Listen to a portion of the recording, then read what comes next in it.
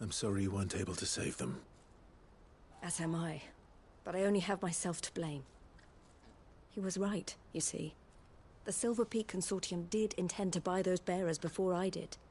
Their representative hinted at a possible purchase when he came to recruit me. I feigned interest in joining them in the hope he might be encouraged to tell me more. And he did just that. As soon as he left, I sent my own offer to Randalar. So you never... No. I entertained the Consortium's proposal solely so I could learn more about those bearers. But I was a fool to think they wouldn't find out. I knew exactly who I was dealing with. You tried. I did. And if what he said was true, the bearers are to be well treated. Which is something, at least. But they deserved more. I wanted so badly to see them freed. Eloise! Eloise!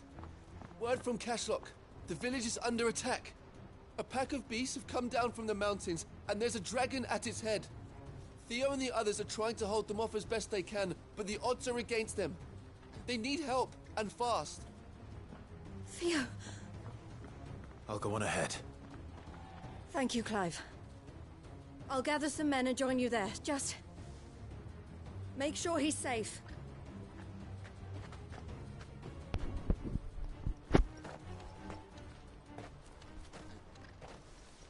Hold on, Theo. I'm coming.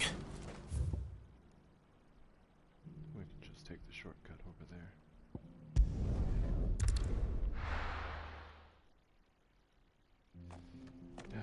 We just saved that place that's already under attack, which means it'll probably happen.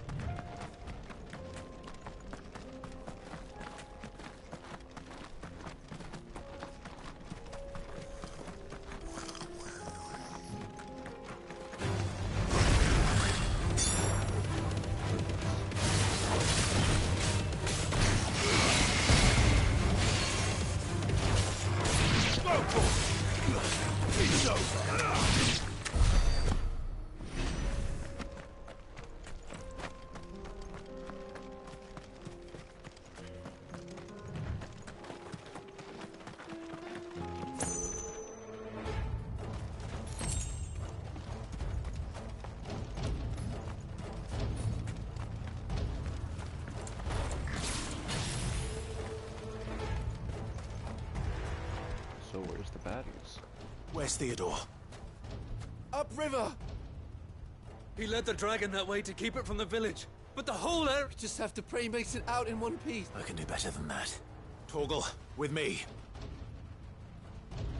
Yeah.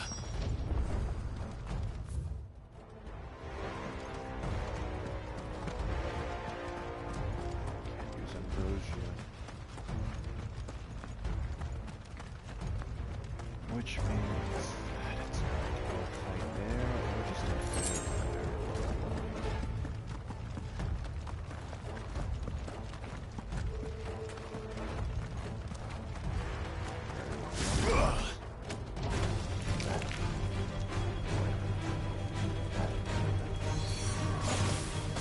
Over here! All yours, Torgal!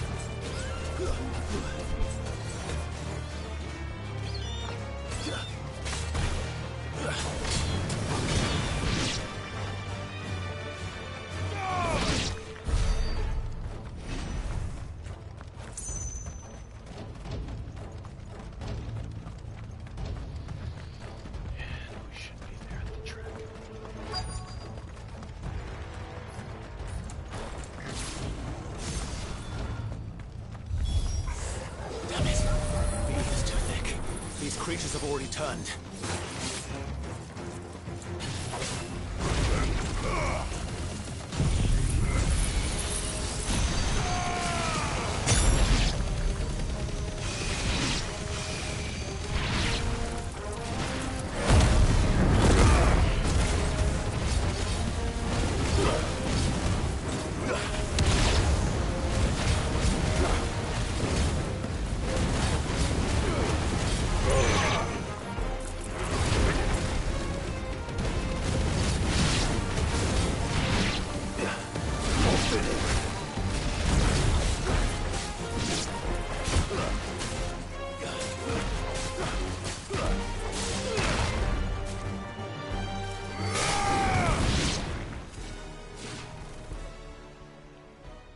I can't waste any more time.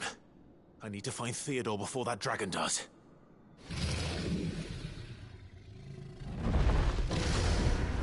Looks like it's found me. This thing's turned as well. This isn't going to be easy.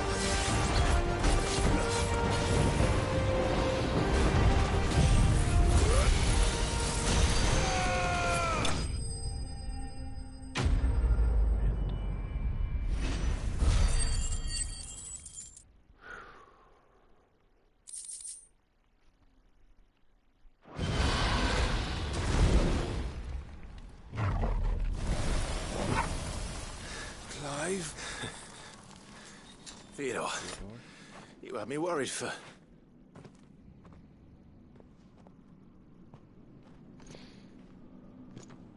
We have to get you out of here.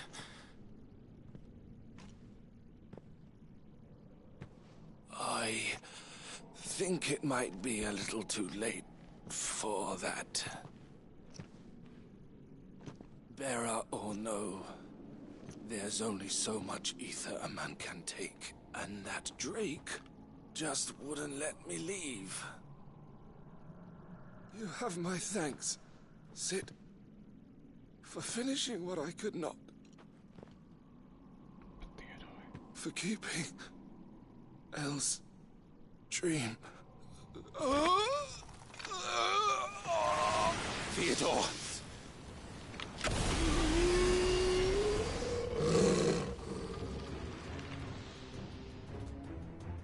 His turn.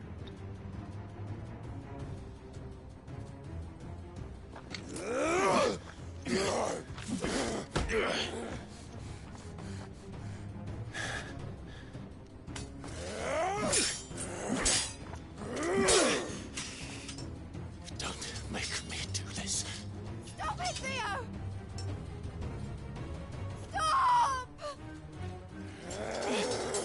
Stay back, Eloise! He's turned. And so will you!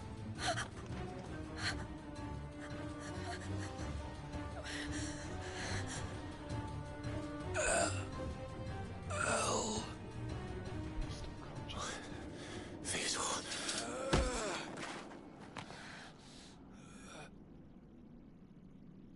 Take care of my sister. Theodore. Wait. Goodbye, Elle.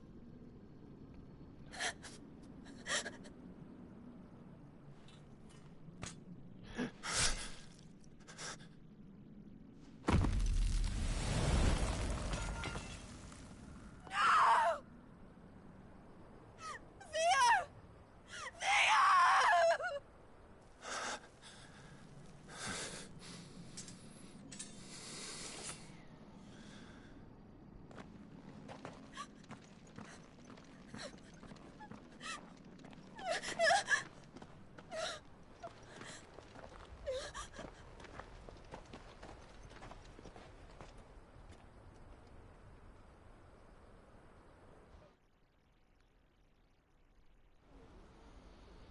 Well, that's gonna be survivor's guilt for the ages.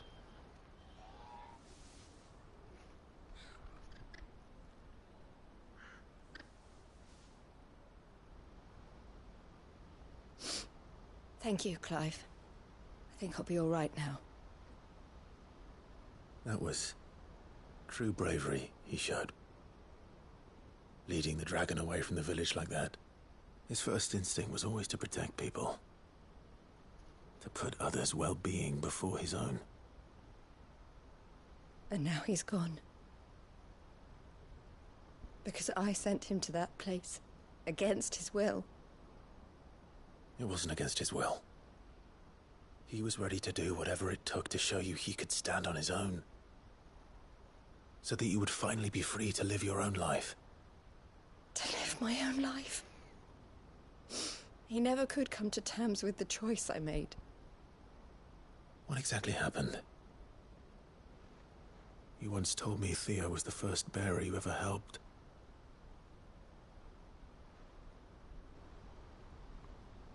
We grew up in Canva. We were born to one of the great trading houses. And I was chosen to inherit the family business. I had my father's head for figures, you see. Theo did not. While I studied the art of commerce, he played at soldiers instead. A late bloomer. In more ways than one. For unlike most bearers, it wasn't until his 15th summer that his powers awakened. My parents tried to drive him out of the house and into the care of the constables. But before they could, I took him into mine. Theo told me something else. He clearly admired your devotion to the cause of freeing others like him from slavery. But he said you deserved a better life than this. He wanted to free you from what he called your bonds, just as you freed him from his. I would be lying if I said I had not wondered from time to time how much easier my life might have been if I had allowed Theo to be taken.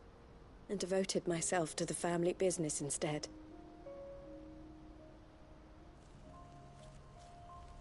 But I have never regretted the decision I made.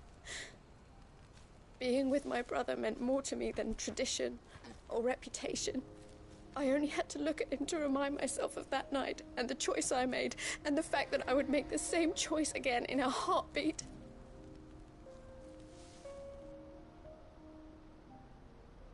He was never a burden. How could he even think that? If anything, I was the one who weighed him down. You weren't, Eloise. He said it himself, that he had always been grateful to you for saving him, and that he wanted to repay you by letting you live the life you were denied. Neither you nor Theo weighed each other down. You loved one another. You did whatever was necessary to continue living your lives together, and you always would have. You're right. All I ever wanted, all I ever did, it was so we could be together. Oh, Theo, why did you have to...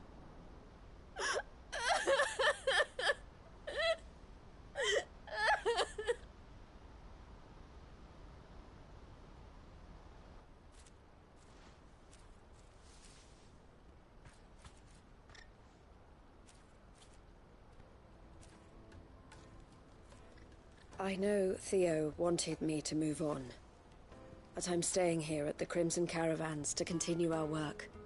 We can make a difference here. We can help people, save them. I need nothing more from life than that. So I'll carry on doing what we do, ensuring that goods, people, bearers get where they need to be, bringing smiles to people's faces just like we always have, and to Theo's. Wherever he is. This is the life I have chosen. The life I will always choose. I've made a choice of my own. To continue helping you however I can. Whenever you need it. Thank you, Clive. Let's go on together then. For Theodore.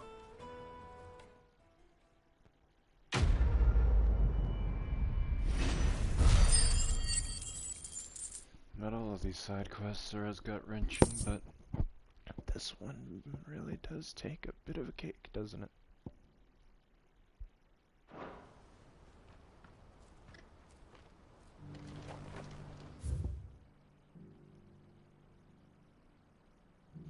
Looks like we're done here for now.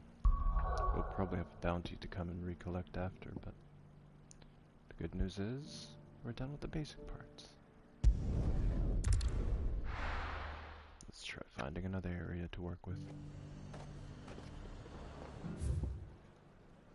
Oh my goodness, so many side quests to do. Nazaire might at least have mentioned where in Northreach he'd be testing this recruit. The Dominion's all but done for. And it's lucky. Stayed here.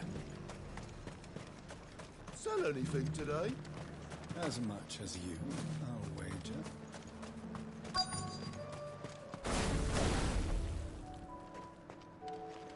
I'm nervous. Is it alright to be nervous? I don't care either way, so long as you do as I tell you. Well met, Cid. This is the Initiate. Ember, present yourself. At your service, Master. Please, just Cid. There are no masters here. Your life is your own. Oh, of course. Thank you, Cid. The Sergeant says you'll be evaluating me at my trial. To become a scout, yes. You are aware of the dangers inherent in that role. I am. But I swore I'd face them. Just like the man who saved my life. And who would that be? Gav. It was him who found me and freed me. No magic, no support, just one man and his nose. It taught me what one man can do, and I've been training ever since, so that one day I can be someone's saviour, just like Gav was mine. I'm sure he'd be flattered. You clearly have good intentions, Ember. And it sounds like you're under no illusions. Stick to this path and you'll make a fine Cursebreaker. So, what? You haven't even started yet. Now listen. His eagerness is not going to do him any favors. Not far from here is an Imperial lookout, Eastwatch. The guards there record all their sightings in a logbook. You are to find it and bring it here. And bring it here, right. Anything else? No. Sneaking into a heavily guarded Imperial outpost and stealing the logbook would be quite sufficient. You'll need to assess the situation, determine a point of entry, create a distraction and effect an escape, all without being discovered and thrown into an Imperial oubliette. Ember, Gav isn't our best scout because he can do everything. It's essential that you know your limits. Know my limits, right. I won't let you down. You'll only let us down by getting captured. Don't do it. It shouldn't be as dangerous as I made out. But keep a weather eye on him all the same, would you? On my way. All right, Ember. Impress me.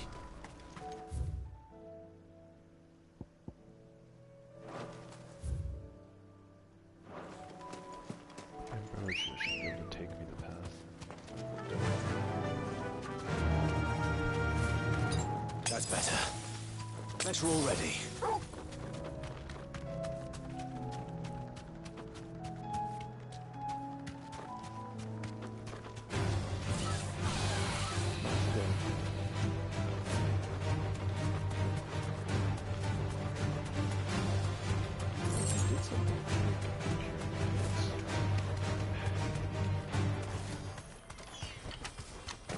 Take care of these just.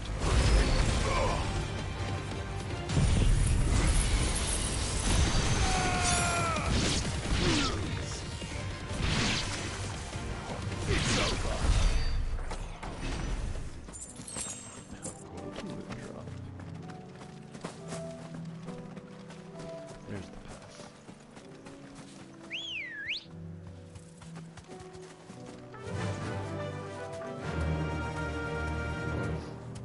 North.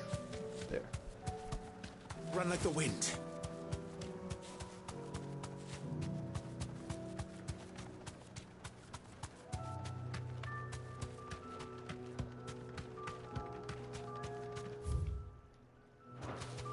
These are clean kills. Perhaps young Ember really is ready. If he's the one that did. Or maybe not.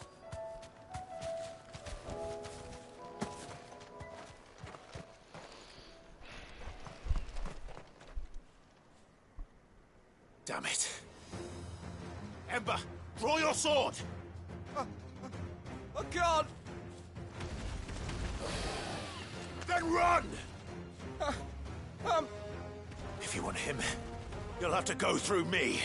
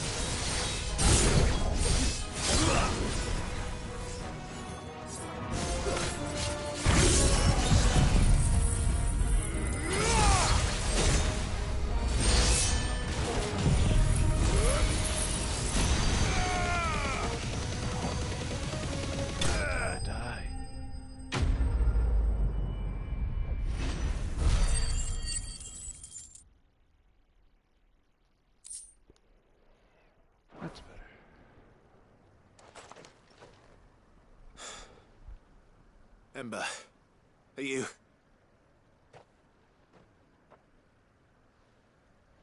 He ran away Gone. after all.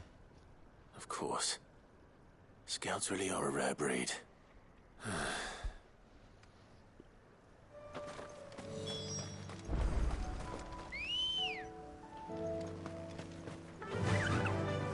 Fly, Ambrosia.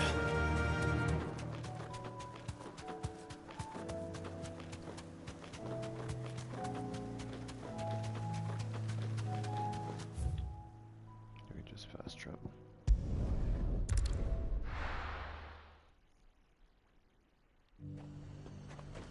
The High Cardinal. That's what I heard. Did he not return? I didn't expect you back so soon. Where is Ember? I thought he must have fled. I followed him. He was just standing there. Didn't even draw his sword. He was nowhere to be seen. I assumed he'd... I'm sorry. I knew the boy had a nervous streak, but he seemed like... The right man for the job. I believe this is the logbook you tasked me with retrieving. How did you... Don't you tell me you breached the tower while Sid was busy saving your skin. What? Wasn't that what you asked me to do? To bring the thing back without getting caught? He has you there, Nazaire.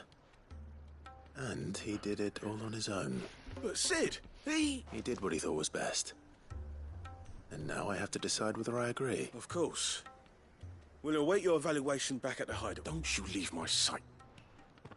Yes, Sergeant. He's a rat, that's for sure. This won't be an easy decision. I actually kind of don't agree with it, I won't lie to you.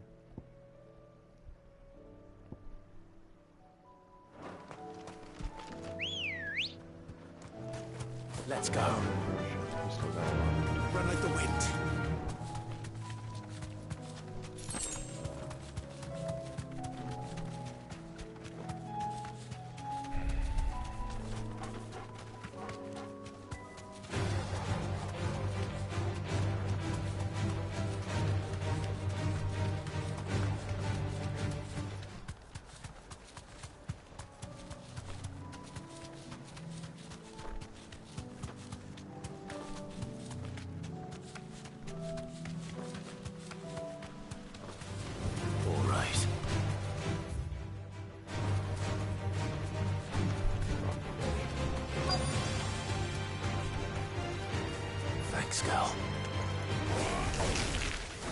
Rodrigo could have mentioned his spiders would be the size of curls.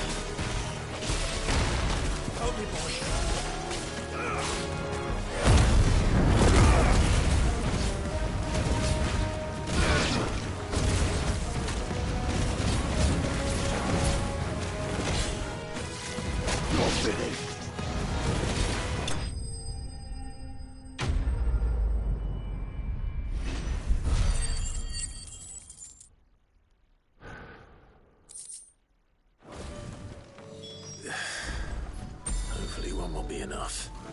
Rodrigo will have prepared the other ingredients by now.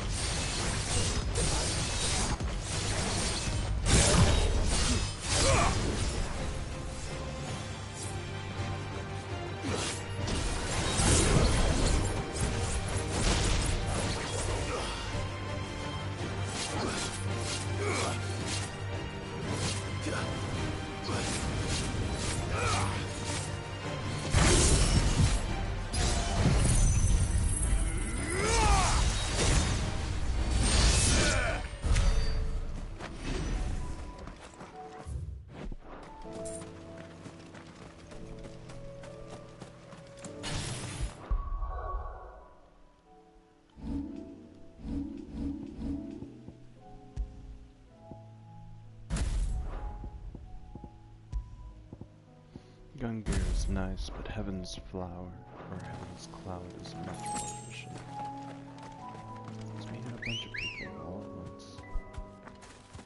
Ready, go? Faster!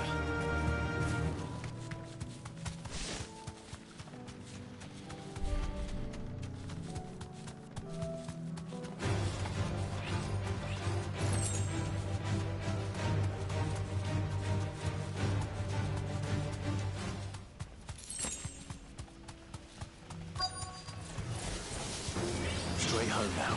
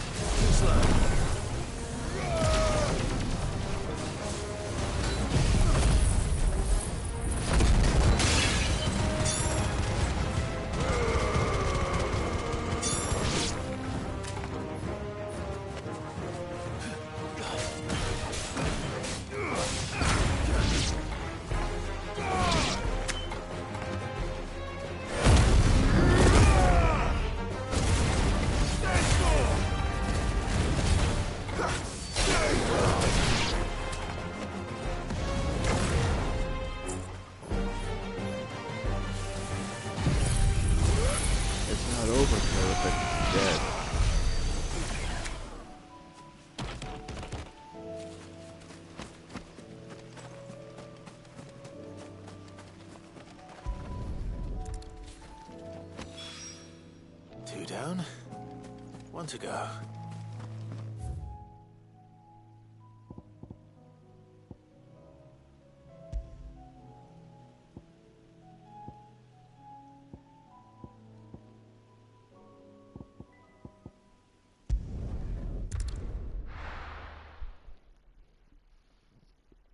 I'll be taking you all to a storehouse in the Bales. Leave anything you don't need behind.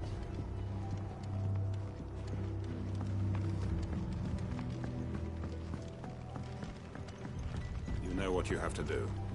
I won't let you down. Clive, I fear that I must bid you farewell. As you know, our time grows short. The Lord Chief Justice's vultures are circling.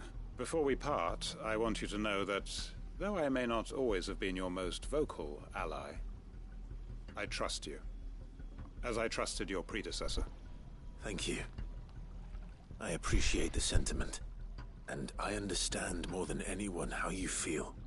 But is revenge really the answer? It is the one I found, and it is all that I have lived for since that day. But what of Lostwing?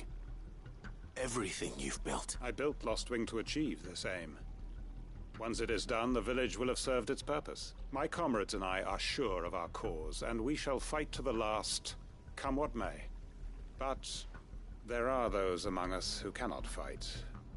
Children, the elderly, bearers afflicted by the curse. I would place Lostwing in their hands, if I thought it would do them any good. But a village home only to the frail and the infirm is not likely to stay a safe haven for long. And so, Clive, I find myself turning to you once more. Will you take them to your hideaway, that they might live even should Lostwing die? I will. Thank you.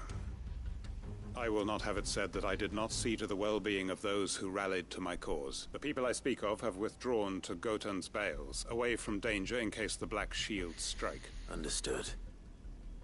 I'll make sure they get to the hideaway safely. Then the last of my preparations are complete. Fare you well, Clive.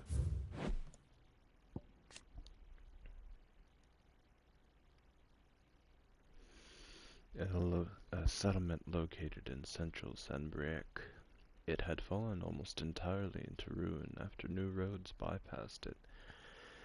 That is until Quentin, a co-conspirator of Cid's, took it upon himself to rebuild it.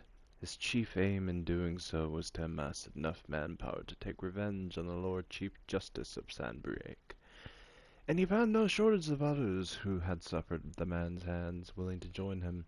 Fearing this coming retribution, the Lord Chief's Justices set the Black Shields to seek out the village in order to destroy it. And may Griga guide us. All of us.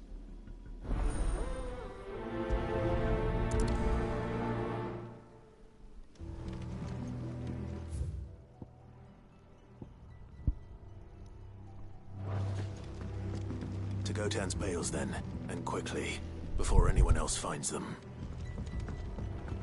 Knowing with Clive's luck, somebody already has.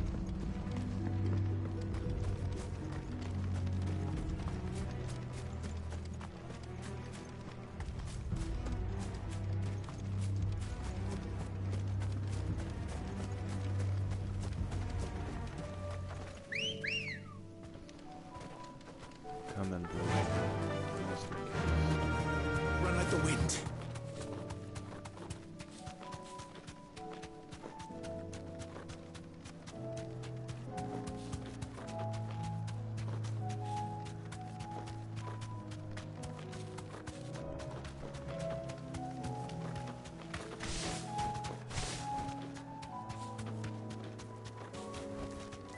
No need to ride from here. Everyone, Quinton has asked that you come with me. He can no longer guarantee your protection, but I can. There's a safe place I can take you to. Well, if that's what the Master thinks best. Cid, none of us would be standing here today if it weren't for Master Quinton. We owe him our lives. So we ain't about to start telling him what he should do with his. If he's saying we ain't safe in Lostwing no more, it's 'cause he ain't coming back. And if that's what has to happen, then so be it. I only hope he can see this through to the end. That we get to see justice done. I hope so too. Oi! You lot! Where's everyone else? They ain't already left, have they? They've gone with Master Quinton. Fuck! Fuck! Fuck! What's wrong? I've just come from the Justice's Manor. We have to get Quinton to call off the attack. It ain't just the Black Shields protecting the place. He's got a guard dog and all. A fucking monster. They don't stand a chance against that thing. If I don't get the message to them, they're all gonna fucking die. No. We can't let this happen. Cid! Don't worry about us. You've got to catch up with him. We can't let Quinton die before that bastard does. All right. I'll do what I can. Where is this manor? It's way over to the east, through the woods. Heavenhall, he calls it. Promise us, Cid. Promise us you'll do what you can. A promise I'll surely keep.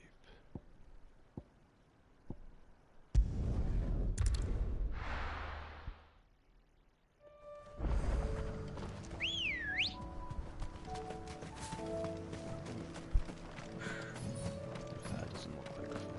Oh, it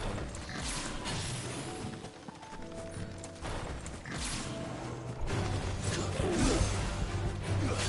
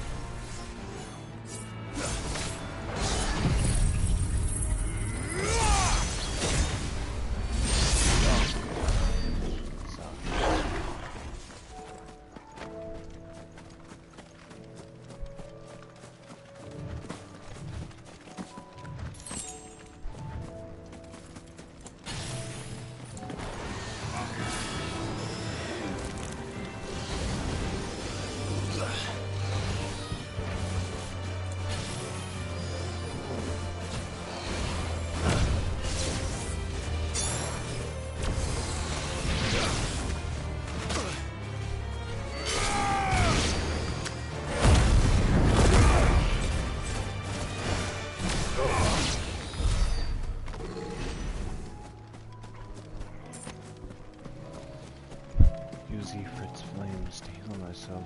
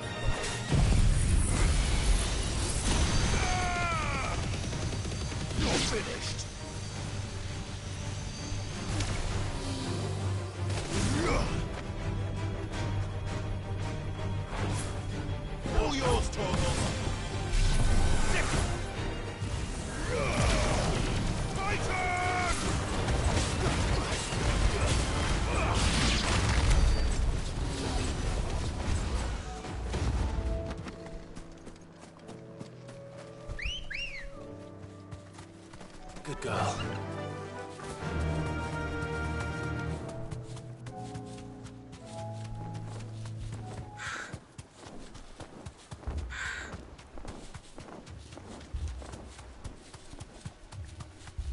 Damn it.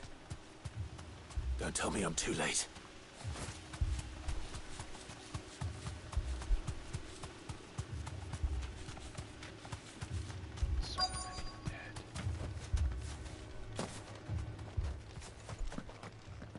Quentin, are you all right? No. But I am alive. Which is more than I can say for my comrades. They followed me without question all the way here. And they died. For nothing.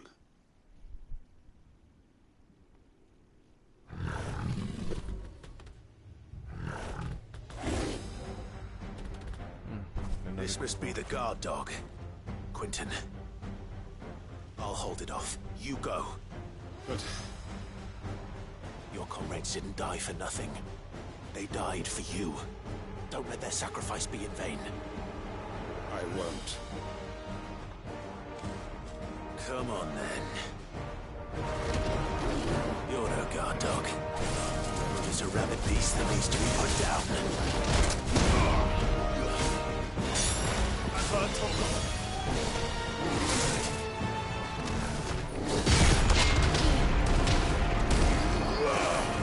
Let's try.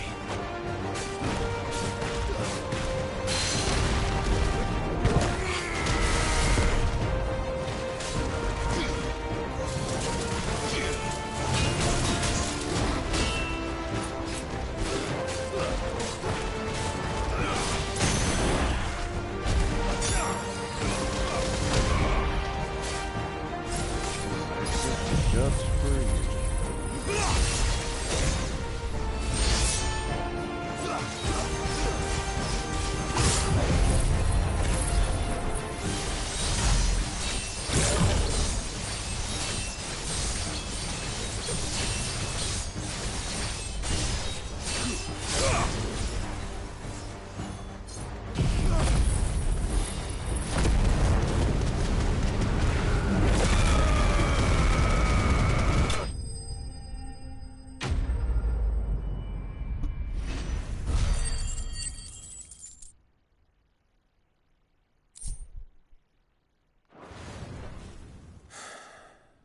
If only we'd arrived earlier.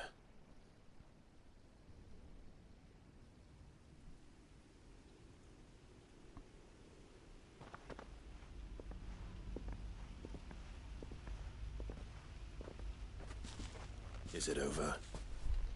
It is. He wept and begged for mercy. And I cut him from ear to ear, just as I dreamed of doing all these years. All my plans. Building a haven in Lostwing. Freeing bearers from their chains and recruiting them to my cause. It was all for this. But what is this? Justice? My faithful comrades. All those lives lost. So that I might take another.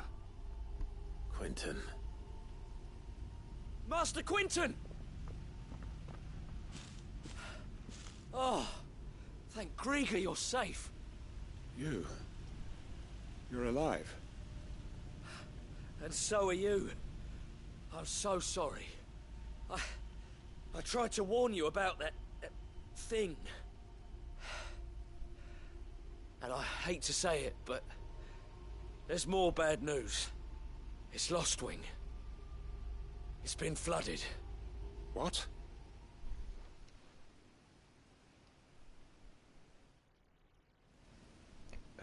The Akashic flood? Or a flood of water?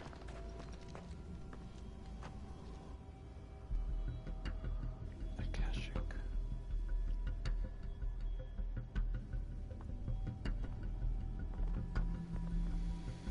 Lostwing. My Lostwing. And look who's here. They must have stolen in after we left, just before the flood struck. What if there are still people in there? Don't be a fool! Damn it. You can't survive. Damn it. They have to get him out before he turns Akashic.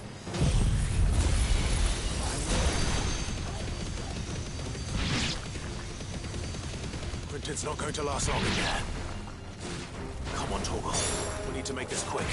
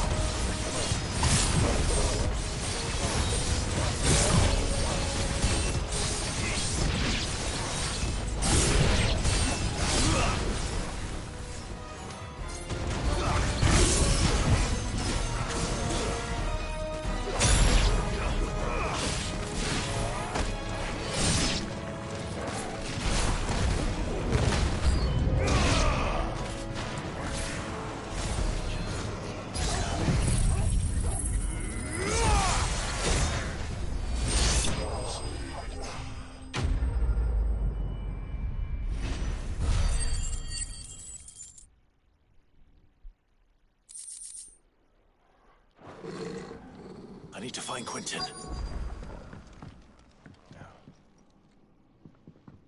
Quentin. Quentin! Look at me! Thank the Founder. He hasn't turned. I'm going to get you out of here.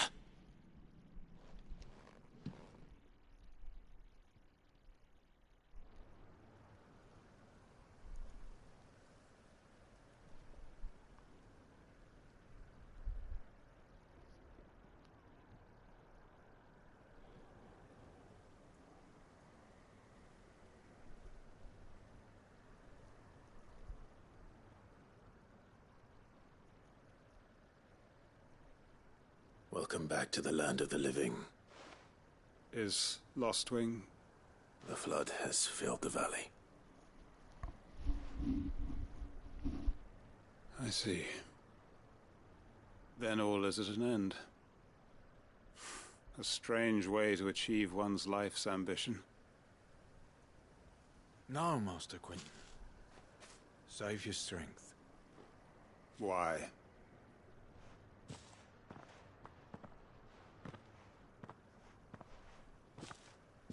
All that I strove for is gone. Only emptiness remains. I have nothing left to live for. What the heck are you on about? You've got us, ain't you? Don't try telling me you only freed us so you could get revenge. We're more than that to you, and we all know it. I thought you weren't coming back. But I prayed, and you did. There's got to be a reason for that, right? Can't we just go back to how it was? You know, you looking after us all. Your work ain't over yet, Master Quentin. We believed that you were the right man to lead us, and we still do. Your village may be lost, but it seems your people aren't, so long as you remain to guide them. But why? After what why would anyone follow me? 'Cause we're family, aren't we? Family? Yeah, and all our comrades who went with you, they felt the same. Lostwing weren't just a village. It was all of us. It was. And as long as we're still here, it is too. We can start again. Build a new Lostwing. Right here in the Bales.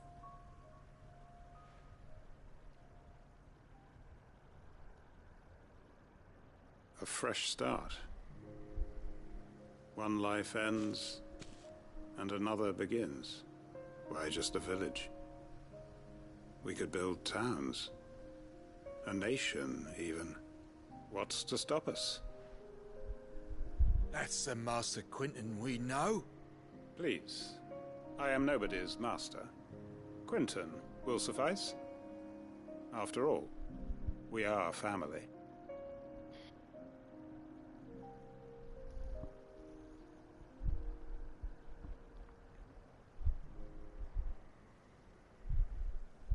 Permit me to withdraw my request. I will no longer be needing your help in looking after my people. I'll pretend you never asked.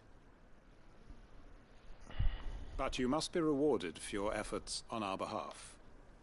You saved my life twice over. And more besides. A bottle or two of your finest red will suffice. Of course. Nothing but the best. And I have a feeling that this year's vintage will be the finest yet. If you don't mind waiting, that is. I look forward to it.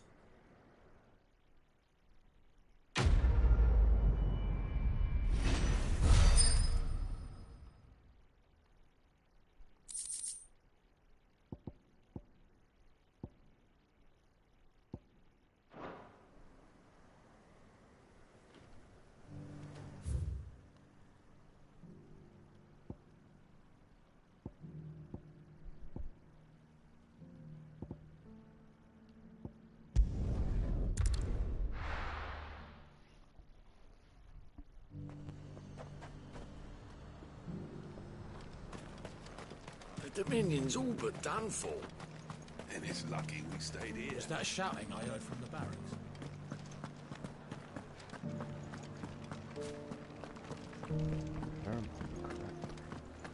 This was the part of the game. And you're just gonna fall in tonight.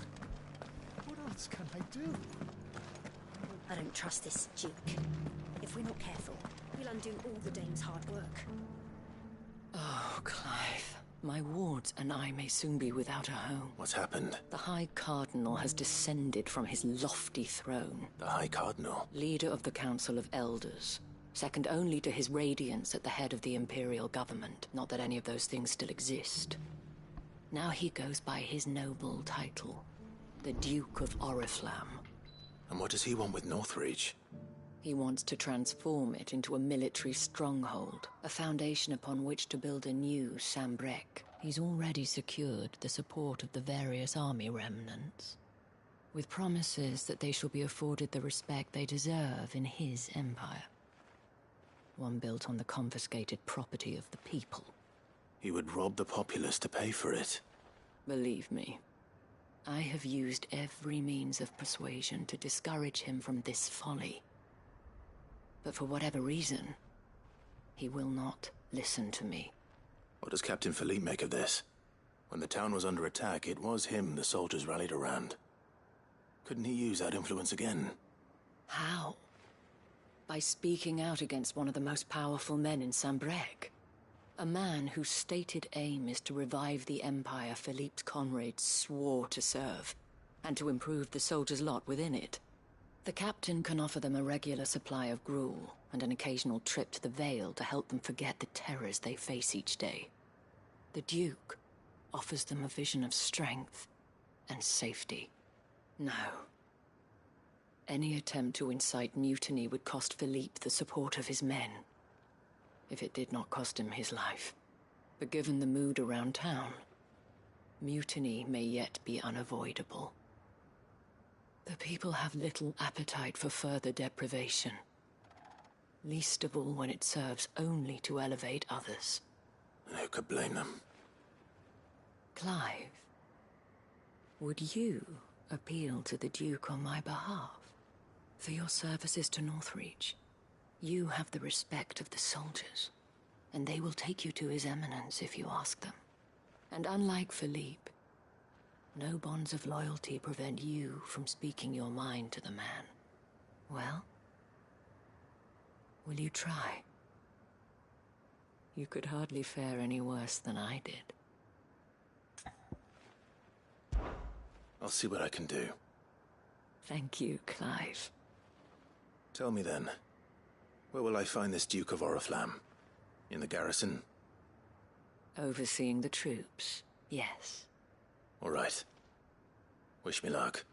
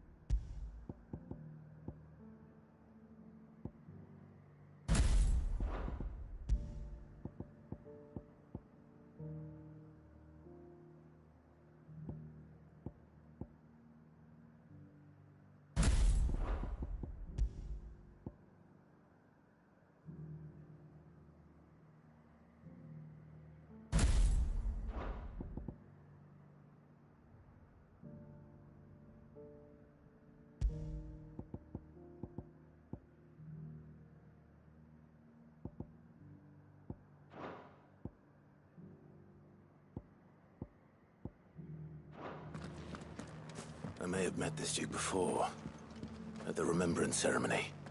Let's hope I didn't make a strong impression. It's not only control of the garrison he wants. We already have a leader in the Dane.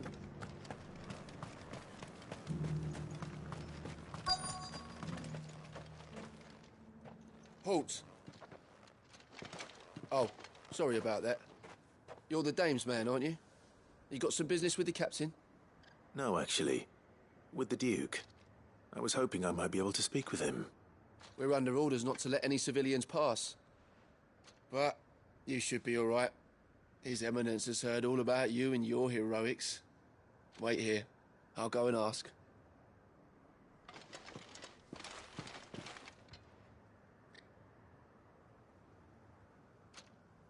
So, you are the sellsword who lent his aid to the garrison. The The Empire owes you a debt, and I shall see it repaid. But tell me, is it wealth that you seek, or favor? Neither, Your Eminence. I thought only to inquire about your plan to turn Northreach into a stronghold. Ah, I see. You are worried the expanded garrison will render your services redundant. Yet you needn't be. A proud fighting man like yourself shall always have a place here. Pride of place, in fact. For too long has the contribution of the noble soldier been under-reckoned. But no more. For it is they who shall see the Holy Empire rebuilt, beginning right here in Northreach. Why here, Your Eminence? The town has been fortunate enough to escape largely unscathed from the recent troubles. Her defenses are sound, and her garrison well prepared. Which is more than can be said for Oriflamme or Twinside. The Empire wants for a capital, and I believe Northreach to be the perfect place. With Caer Norvent as her citadel. Once we have seen to the refortification of both the town and the castle, we need only build a wall around both to create a city that would be the envy of the twins. Plans are already underway for the construction. Soon enough, these thralls shall learn that they are no match for the might of Sanbreque. I fear you underestimate how dangerous these creatures are, Your Eminence. Should they return in force, you will need all the people of Northreach to come together in defense of the town. Something they may be loath to do if they've been deprived of their worldly goods. The people will do as their leaders command. If Sanbreque is to be rebuilt, she will require a functioning government. One whose authority is beyond question. That is why this levy is necessary. So that any man who wishes to join the army might do so and be fed, outfitted, and paid as befits a defender of the Empire. And yet there are those who persist in peddling the treasonous lie that I seek to steal from the people and drive them from their homes. I suspect they're afraid of losing what little they have left. Precisely. The common folk have little and less, and you mean to deprive them of even that. You would sow the seeds of your new empire in your own salted earth. Sabine, we have discussed this. Yes, and I told you then how putting the empire before her citizens would lead only to revolt. Without an empire, there are no citizens. And in yours, there will be only beggars. Is that what Griga wills for her people? Do not take her name in vain, Sabine. I'll come back later. The citizens revolt. I wonder what the people really think of the Duke's plan. It wouldn't hurt to ask them, I suppose. Let's begin with those on the other side of the wall. Sabine, you are embarrassing me.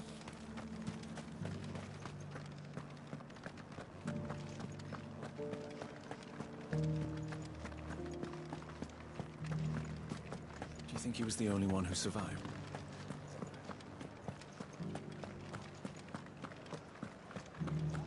Was that shouting I heard from the barracks? Could be true.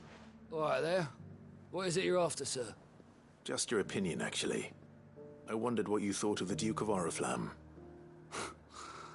Oh, him. Not much.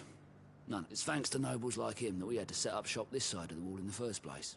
Couldn't have the rabble getting any closer to the holy capital, could they? And now he's trying to drive us out completely. Threatening to take everything we got from us if we don't clear off. If the dame said she wanted him run out of town, I'd be straight through that checkpoint, tar bucket in hand. That so-called Duke is asking too much. He'll take everything we have.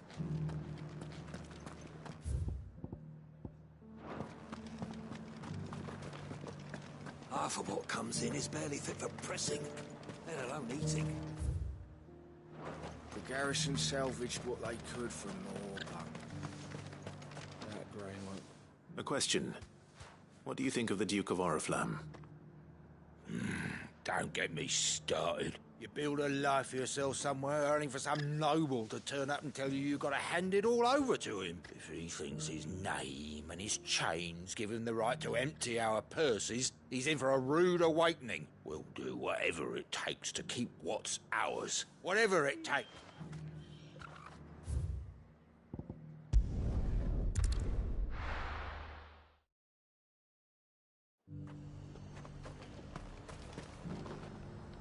I've been hearing a lot of talk about a certain duke. Nothing good, I'll wager. Going around acting like he owns them, and with hardly a word to the dame. This is her town, not his. I take it you'd rather she was in charge. As far as I'm concerned, she still is. Just need his eminence to sod off back to Oriflamme. Well, the people seem united enough. What about the soldiers? It's all but done for. It's lucky we stayed here. Was that shouting I heard from the barracks? You're that sellsword the dame's so fond of. That was some fine work you did up in Moore. Does it matter? And you're just gonna fall into line? What else can I do? Excuse me, do you have a moment? I wondered if you'd mind sharing your thoughts on the Duke of Oriflamme. Well, he's made a lot of enemies. I mean, look around us. You can... The traders might not like having the screws put on them, but if they volunteered a few more of their hard-earned gil before things got bad, I think the Duke's got a point when he says rebuilding the Empire's the best way of making sure we're all protected. And if that means people who don't know one end of a sword from another have to make way for those who do, well, that's just how it goes. It's not only control of the garrison he wants, it's the... We already have a leader in the Dame. One at a time now. It's enough for everyone. You're the one who was talking to His Eminence. On the Dame's behalf, yes. I was trying to persuade him not to take the people's goodwill for granted, but... It seems... What do you think of his plan? I'm a soldier, mate. He tells me what to do. Listen, I've got nothing but respect for the Dame. But I've got a family to look after. That's where my loyalties lie. Not with the town or the Empire, but with my wife and children. If the Duke can get us some men and the equipment we need to fight off those blue-skinned bastards, I don't care how he does it.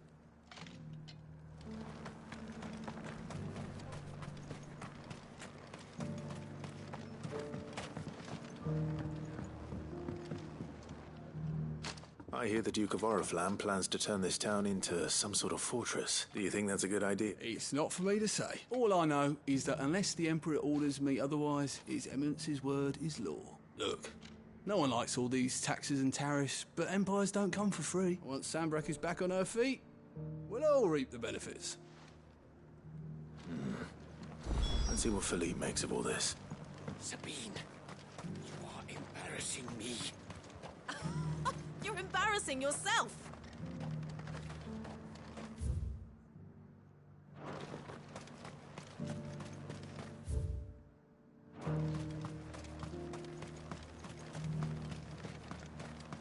A whole day to dry some blood.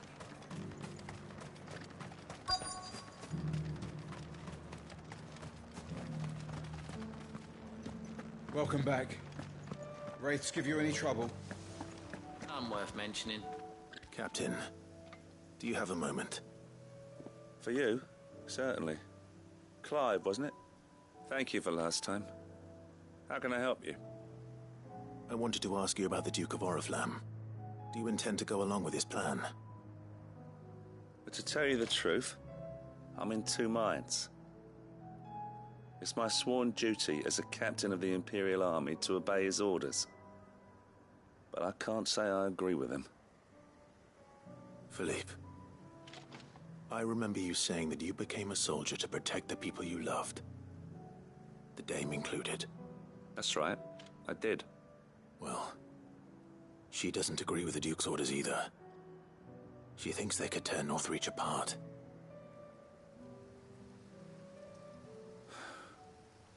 and she's probably right. Thank you, Clive. I know what I need to do now. Protecting the people I love is what matters. Doesn't matter how. Well, duty calls, so I better go. Thanks again. But don't you dare sacrifice yourself for it.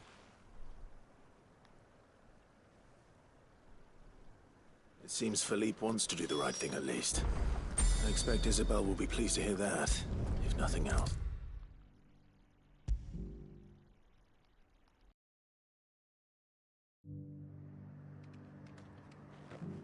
Ah, Clive.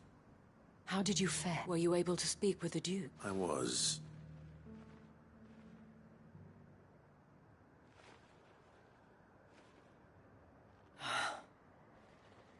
So Northreach is to be a fortress after all. Well, it will certainly help to hold back the thralls. There's no denying that. Though I doubt it will come as much consolation to the townspeople whose worldly goods are confiscated to pay for it. They deserve to be heard, Clive. To have a say in this new empire the Duke means to build. Sadly, His Eminence values their obedience more than their opinions, and hopes to reassert the authority of the state. I fear he sees the people as mere pawns on his chessboard to be sacrificed for the greater good. Needless to say, they themselves are of a different opinion, and would rather their destinies were in your hands. The soldiers, meanwhile, are content to follow their orders. And not just because of the Duke's rank, but because of his vision. I thought as much. Had I sworn to protect Sanbreque, I dare say I too would want nothing more than to see it rise from the ashes. Thank you for trying. But the battle is lost. I don't know about that. What happened to your uniform? I handed it in, along with my resignation. Told the lads I wished them well, but that I owe it to those I love to call it a day. But why? Because I realize what really matters to me. Not following some nobleman's orders for the sake of it, but protecting what I care about. Protecting Northreach. I honestly don't know when those monsters will return, but I'm certain they're not finished with us yet. And when they do come back, we need to be ready for them. We need to stand together, all of us. And with you to lead us, milady, I reckon we can do it. It was you who finally convinced me, Clive. There's no point following orders if they go against everything you believe. Indeed. All of us, standing together. That has always been Northreach's best hope, and one which still lies within our grasp. We have only to turn our attentions to the true enemy. Thank you, Philippe, for showing me what I must do. Anything for you, milady. Speaking of standing together, would you mind if I borrowed a few of the lads from the Vale to help keep watch around the town? I fear His Eminence has loftier tasks in mind for the guard. Not at all. Be my guest. Wouldn't be the first time.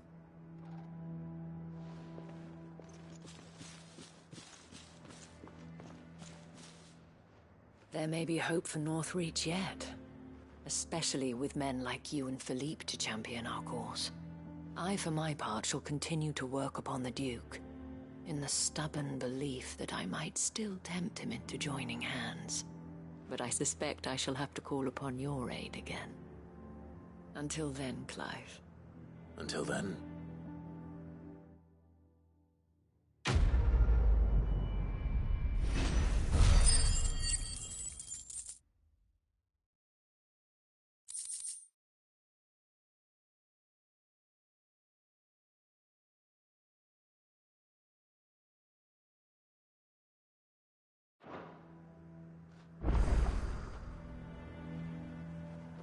Do you have a moment, Clive? What is it? It's the Duke, unsurprisingly. His Eminence has assumed full control of the garrison and put every able-bodied man to work on the fortifications. The town was left all but unguarded, so Philippe was compelled to form a citizen's watch to fill the void. And though my dear boys have been characteristically willing to assist him in this, they want for bodies. So I was wondering if you would lend them your strength, that the people of Northreach might sleep easier.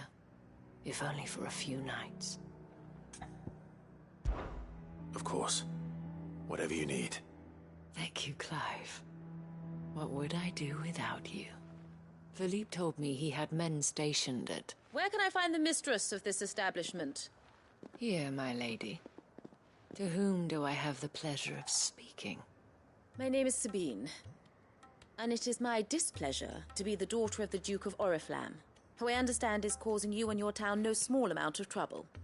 I wish to speak to you about what might be done. Very well. Let us speak. I trust you'll forgive me, Clive. Absolutely. Our conversation can wait. Please, proceed. As you know, my father is a most overbearing and supercilious man, and I join you in objecting to his every action. Indeed, I owe you my thanks for continuing to argue against his reckless plans. Yet I fear he is not one to be swayed by reason. No. He must be made to face the consequences of his actions. And who would make him do this? I would. Myself and several other like-minded individuals. Were you to join us, we would surely have the strength to drive him from Northreach for good. Does that not seem a trifle... drastic? Drastic action is precisely what is called for. Unless you are content to see your people downtrodden and dispossessed. My father would have it that citizens exist only to serve the Empire.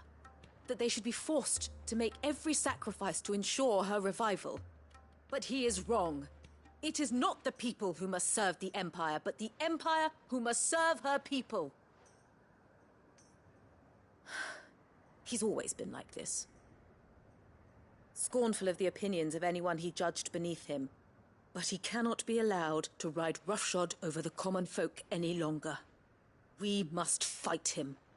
By all possible means. Fight him? No.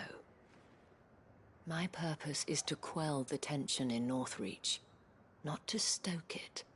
Respectfully, my lady. Our only chance of saving this town depends upon every one of us uniting against our common enemy. Your father and his followers included. While I understand your frustrations, I cling to the hope that he may yet be won round. False hope, I assure you. But I see that your mind is made up. I shall bother you no longer. If you will extend me the same courtesy, I bid you good day. She certainly has spirit. Indeed. But unfortunately for us, that spirit is only likely to harden the Duke's resolve, which may be enough to seal the fate of this town. Not that she cares. This is all about her and her father. Families. I'm sorry, where were we? Ah, yes. I was about to tell you of Philippe's plans for the town watch, but perhaps it's better that you heard them from him. I believe he's in the market, if you'd be so kind as to seek him out. Right away. It's just a pity I cannot join you. I'd like to see the two of you in action together.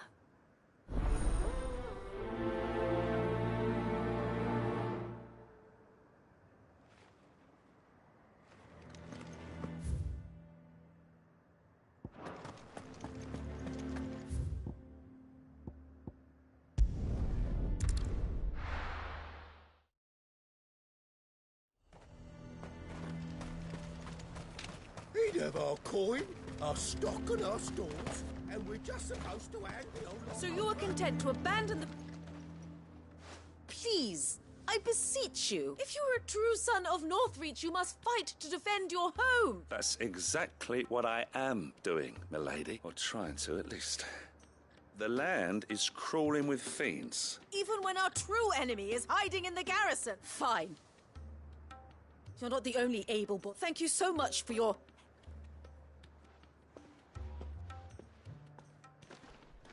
Somebody needs to She stop. cornered you too, then? Could hardly get a word in edgeways. Like father, like daughter. She made an uninvited appearance at the Vale earlier, hoping to convince the Dame to join her in fomenting rebellion. I bet that went well. Her ladyship seems to have a way with people. Anyway, what brings you here? Our mutual friend thought you might welcome some help. Oh, She did, right as always. We've had some reports, you see. They're back. Seems that way. All over, too. We haven't been able to confirm anything yet, but if you're willing... Right. Where should I look? You know Grieger's Weep? One of the sightings places them somewhere on its shores. I'm on my way. Thank you, Clive. I'll look into one of the other sightings. Let's rendezvous back here later.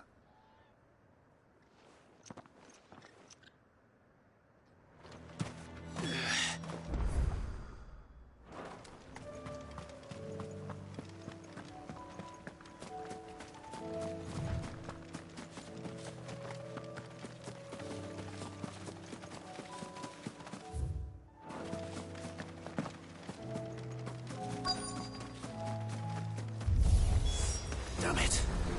The reports were true. I need to stop them before they get to the town.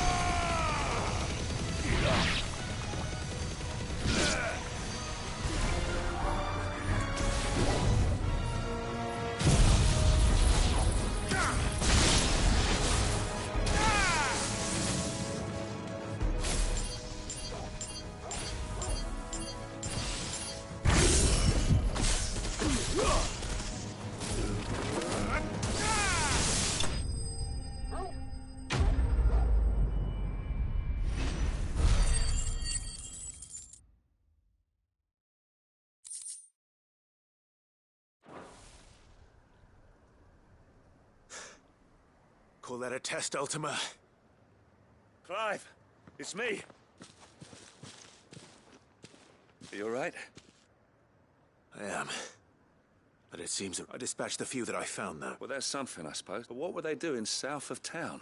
They all came from the north last time. We might be able to fend off an attack from one side or the other, but from... Do you have eyes in the north? Some.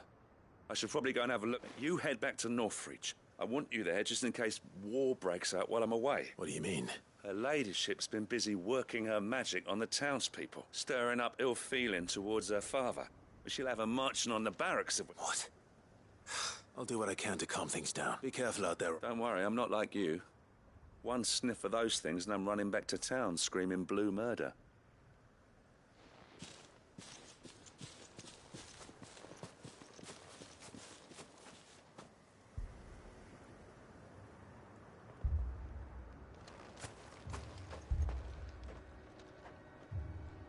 Do you not see, Father?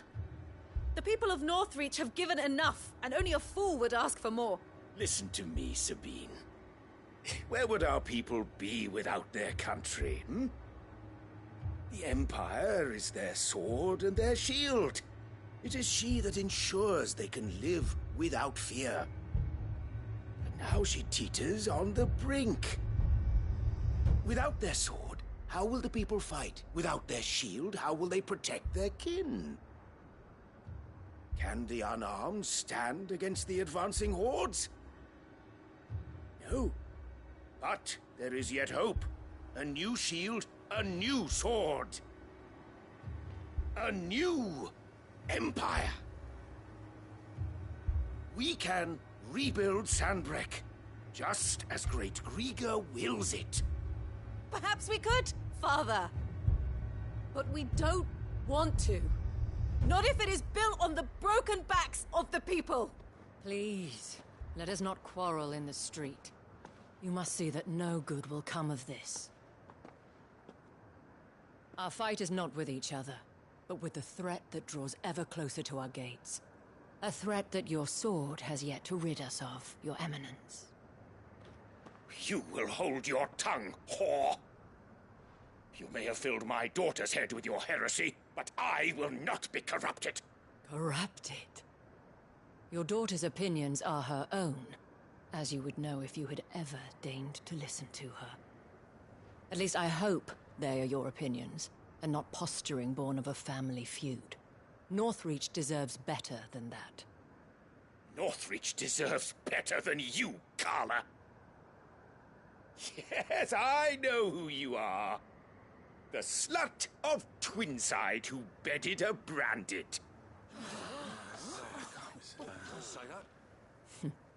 Jealous, are you?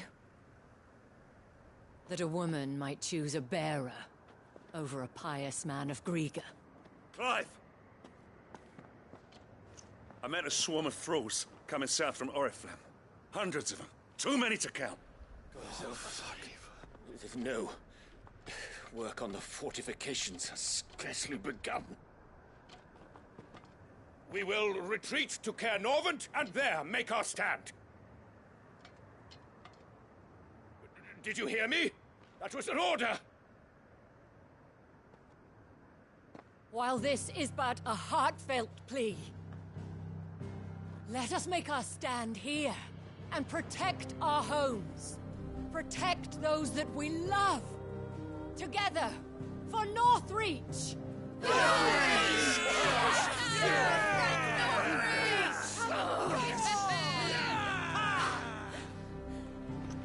You heard the dame.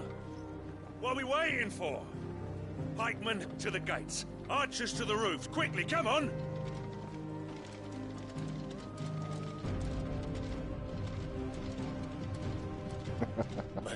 She is abandoned him so common fast. Common whore, yes. And we'd follow her to the gates of hell. And that is where it is majestic. She rules with confidence and love.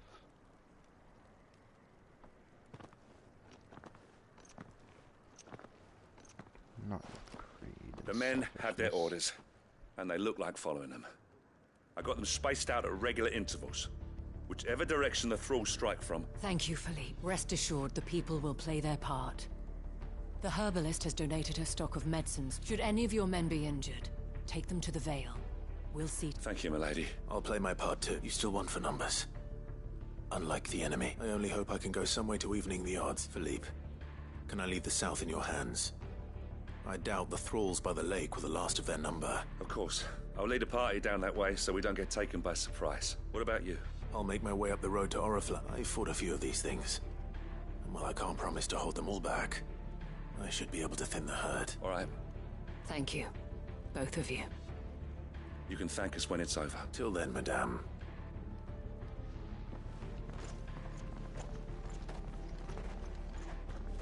When the fighting begins, we can take refuge in the barracks.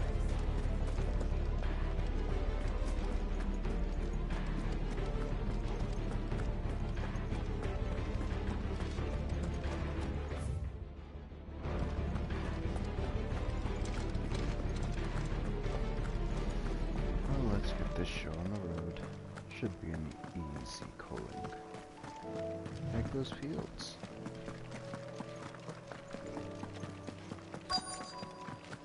I guess the word I'm looking for is a grim harvest. This is more like it. Oh yeah. Come on then. Test me.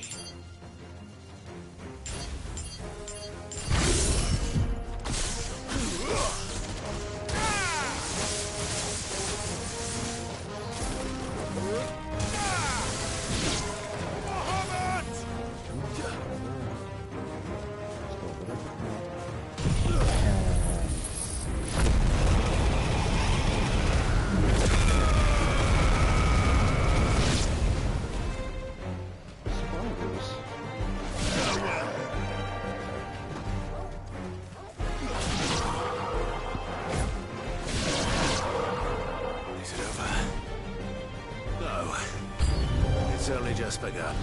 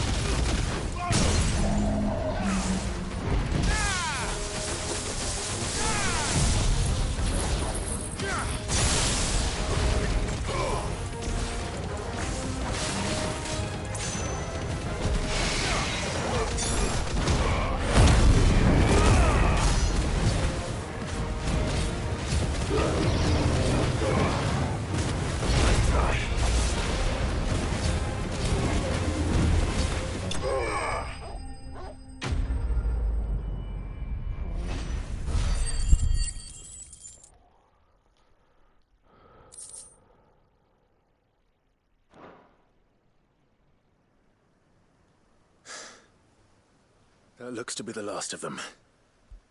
I wonder how the others fared. Better hurry back to town. Come on, Torgal.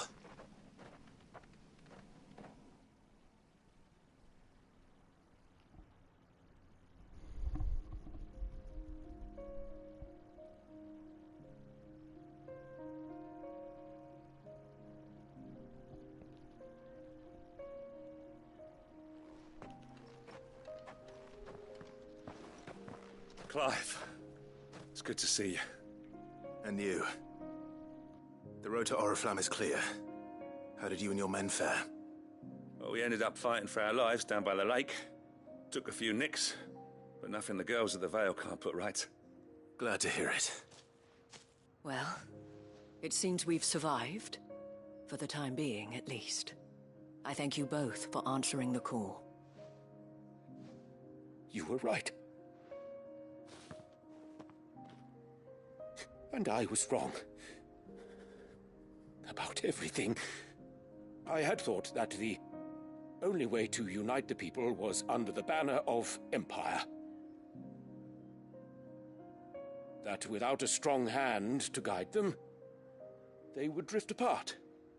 To be borne hither and yon by the eddying currents of fate. But you brought them together. Not by force,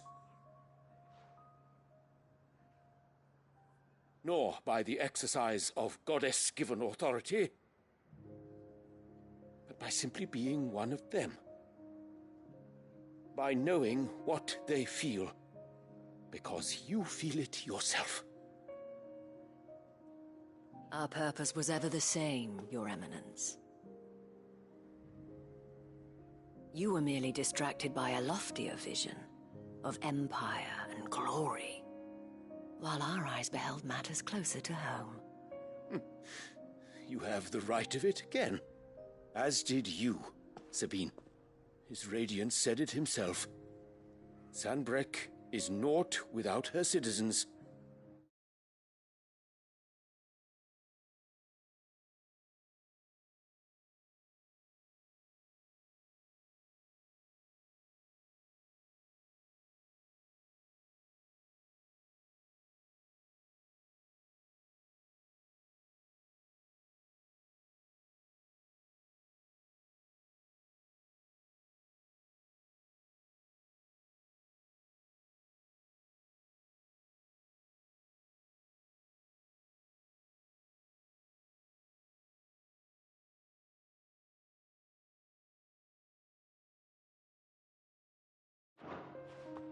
I forgot that. And I am sorry. I'm sorry too, Father. I should never have taken things so far. I only wanted you to understand how the people felt. How I felt. But my anger got the better of me. Do not blame yourself, my dear. This was my doing. I should have listened to you. To all of you. Your Eminence, your ladyship, I do not doubt that you came here with the best of intentions. But I believe the same could be said of us all. We all want safety, security, prosperity. Not just for Northreach, but for the entire realm. And we may yet achieve it. If only we work together. Will you join us in this? Yes. We shall. Thank you, Your Eminence. Now that that is settled, I must go and see to the wounded. The Vale's doors are always open to any soldier in need of relief. And today there are more than ever before.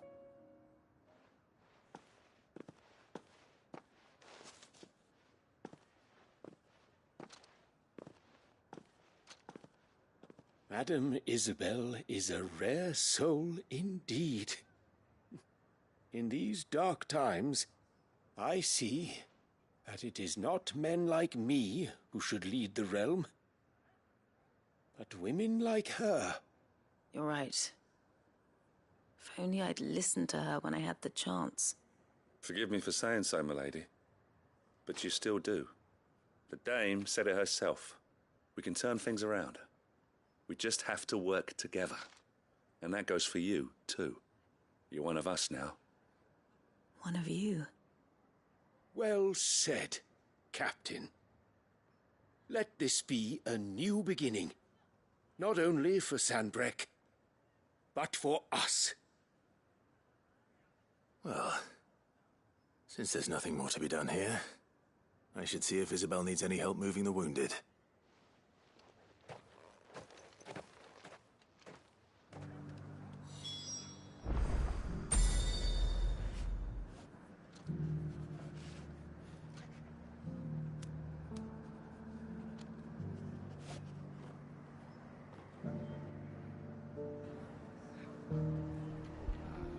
Do you smell something, Torgal?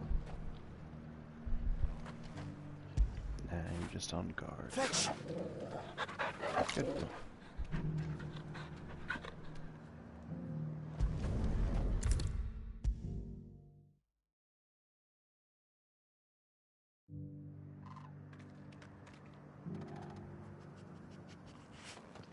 How goes the treatment of the wounded? I'd be happy to man one end of a stretcher if it would help. You've helped quite enough for one day, Clive. Thank you. Don't mention it. Oh, but I must. After all you've done for this town, it is the very least you deserve. Tell me, if Northreach had fallen, what would you have done? A woman of your means could find a home anywhere in the realm, but I sense you would rather have died here. It's a long story. For you, madame, I have all the time in the world.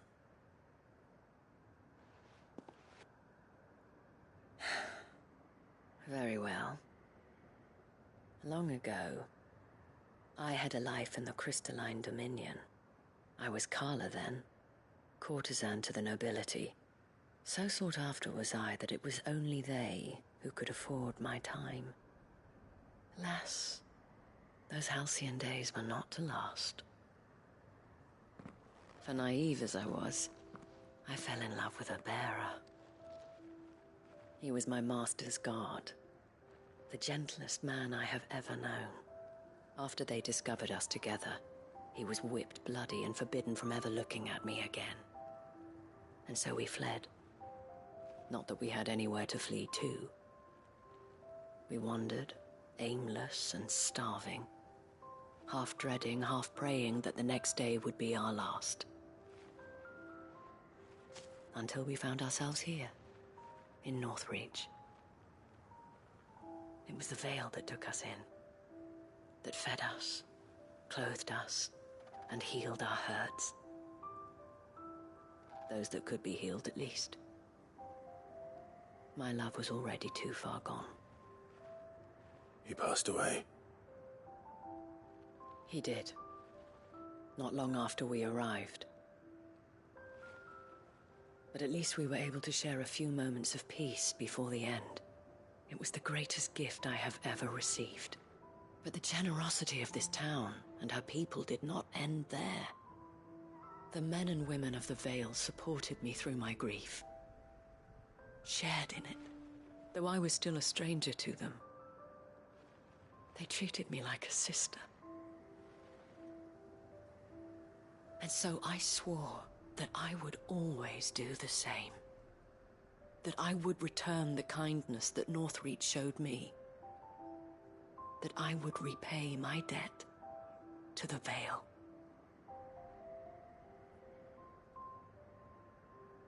Thank you, Isabel, for sharing this with me.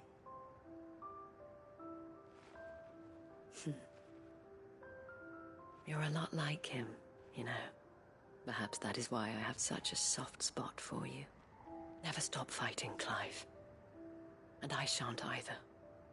I know that it will not be easy to keep Northreach together. But our efforts will be rewarded. Just look at us now. The people, the soldiers, even the Duke of Oriflamme and his daughter. All united in defense of this town that we have come to call our home. And what of you?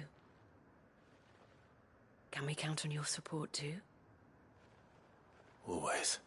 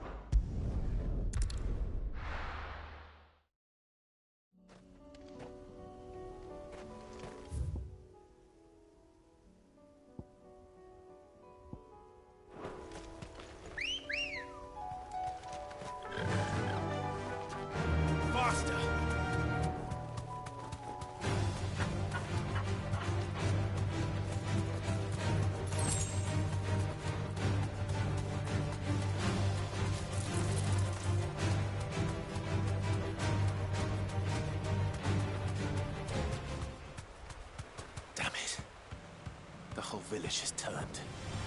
No need to ride from here.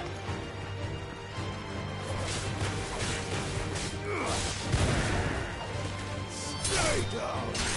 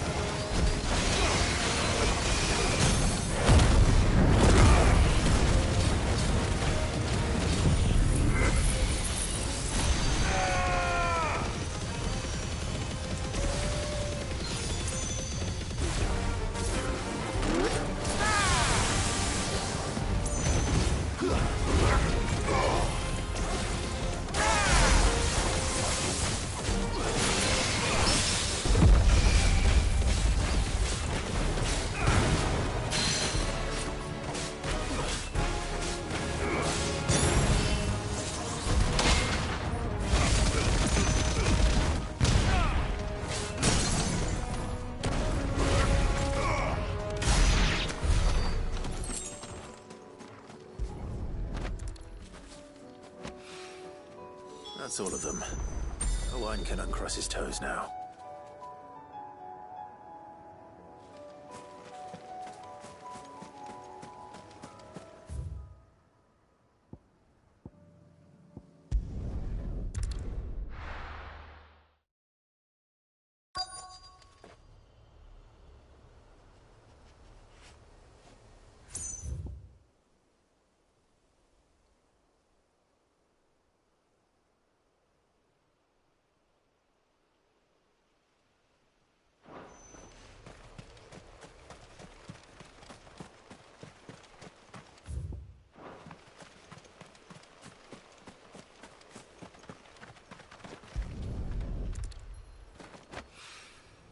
Midsoil.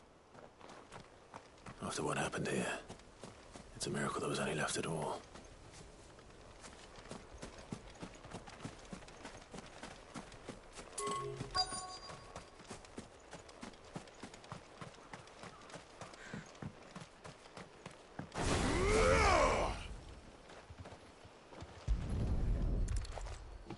better get these materials to Mid so she can finish her prototype.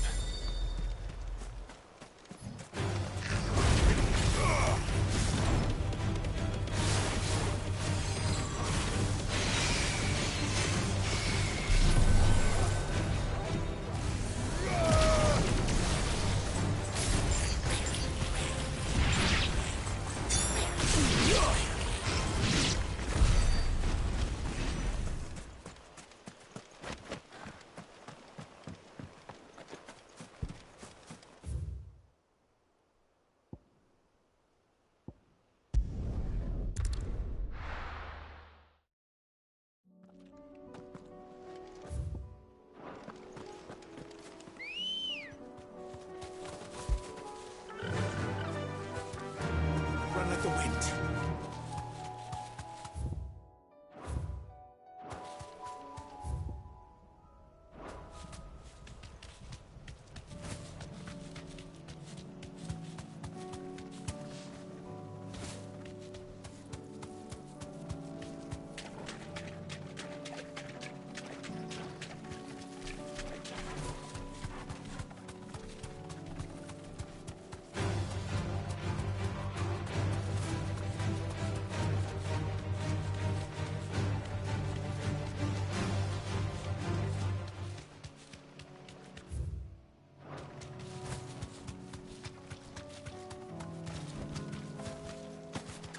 Here's the aqueduct.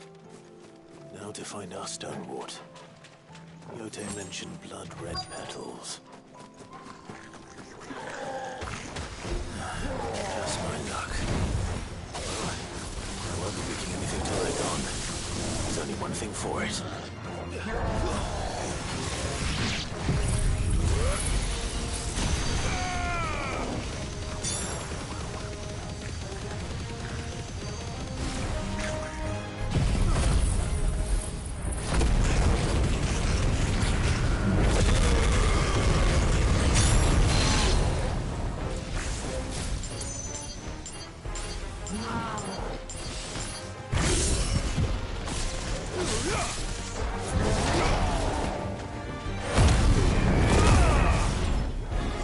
You're a fine hound.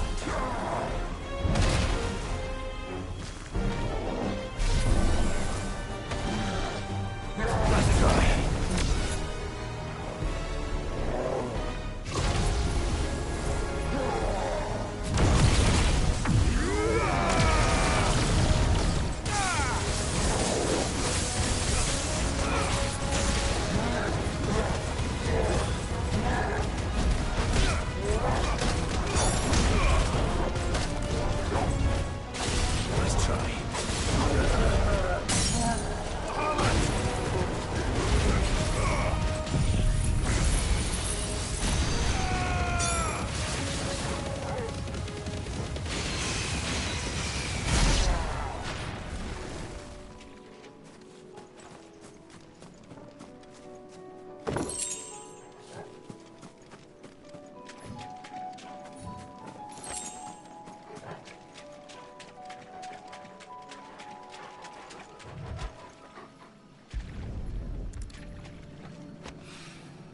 Here it is. Better collect as much as I can before reinforcements arrive.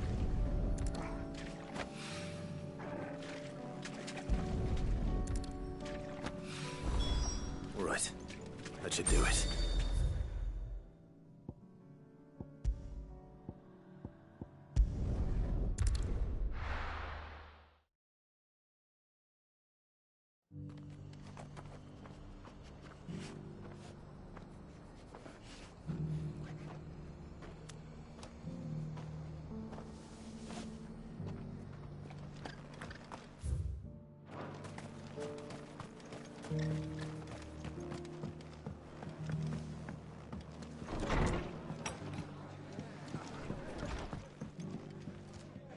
Ah, Clive. Just the man I was hoping to see.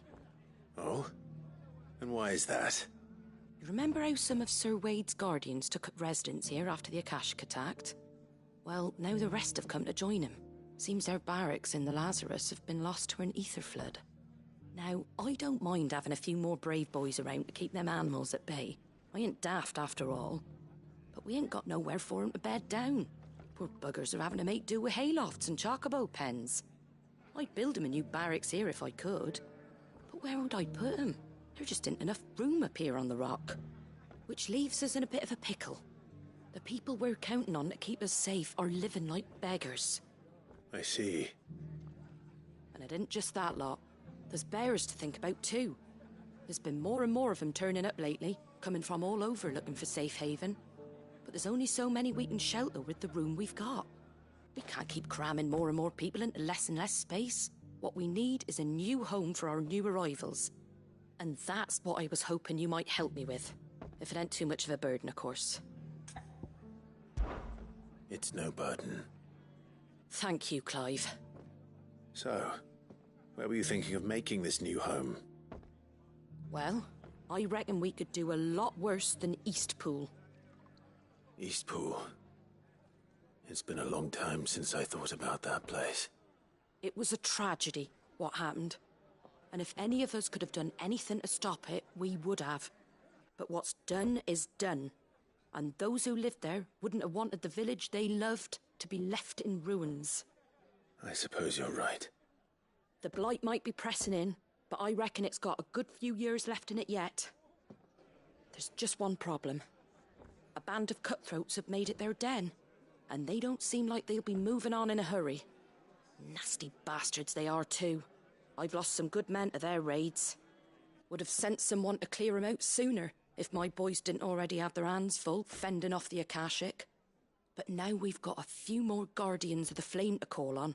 I reckon it's time we made our move. What do you say? Fancy leading a raiding party? I do. Eastpool was once home to people I loved. I won't have bandits sully those memories. I'll gladly drive them out of there. And I know the men will gladly follow you.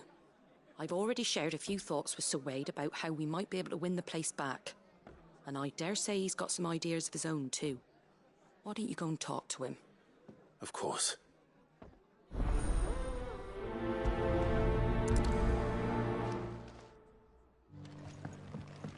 All right, Sir Wade. Let's hear your plan.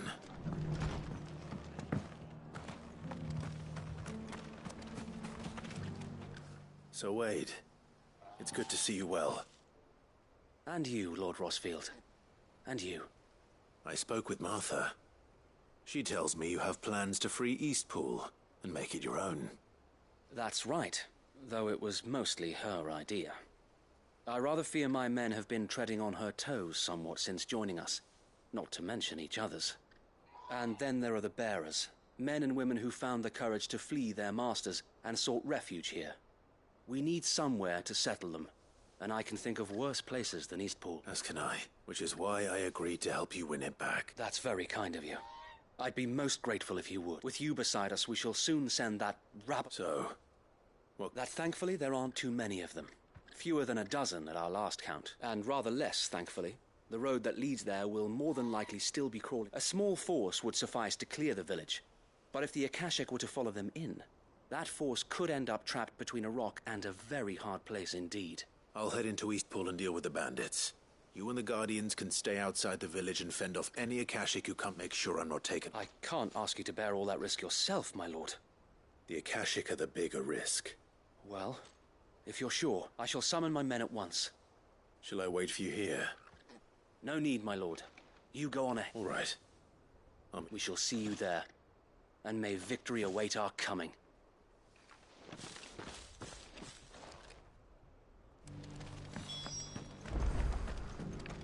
For those that don't know, Eastpool is where Clive spent his childhood with his family.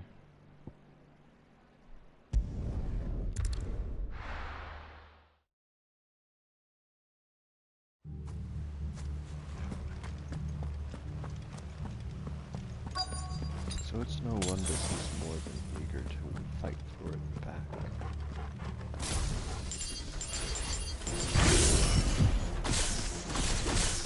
You think you can just walk in here, kill him? Yes. You will leave Eastpool now, or face the consequences.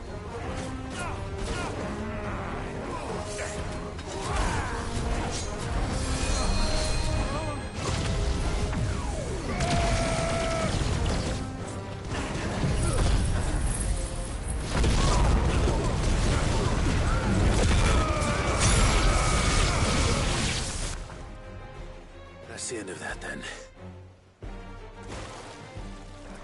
Or maybe not. What's that thing doing here? Doesn't matter. It goes too.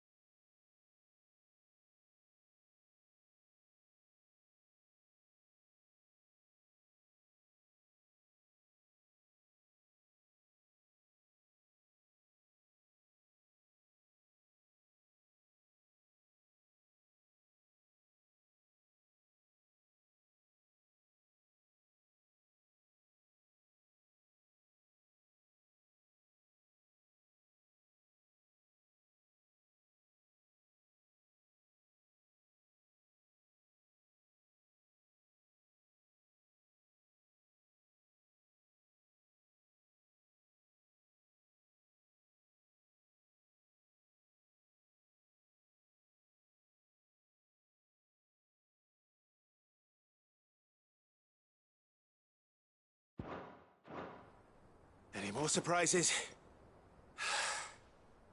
I'll take that as a no. Bravo. A magnificent display, my lord. You were watching. I thought you were keeping an eye out for a Kashik. We were. Put down more than a few on the road, then arrived just in time to see you slay that... whatever it was. Let's hope it was the last of its kind. Though I expect you and the Guardians will be up to the challenge should another appear. I would hope so, my lord. Your men will be bringing the bearers who'll be living here, I assume. It might be best to send word for them to come right away, before any other unsavory characters move in. Of course. I'll send orders for them to depart immediately. Leave it with me, my lord.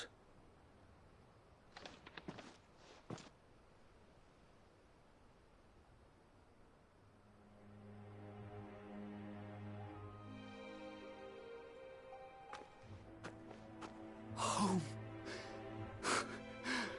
Without masters. No. We're the masters now. Our lives are our own at last. That's all of them. And not a single Akashak in sight. Now to begin the important work of rebuilding the place. It won't be easy. Especially not after 5 years of beasts and blackguards having their wicked way with the place. The masonry might still be sturdy enough, but half the beams are rotted. Those that weren't lost in the fire or burned by the bandits, that is. It'll take a bit of elbow grease, but we'll see Eastpool rise again. Just you wait. So wait. Lady Hannah is buried here, if you don't mind.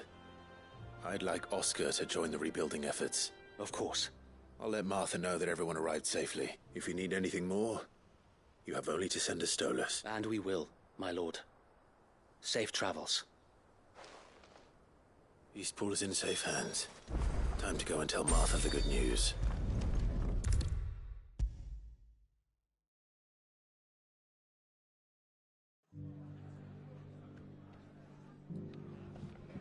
Ah, there you are.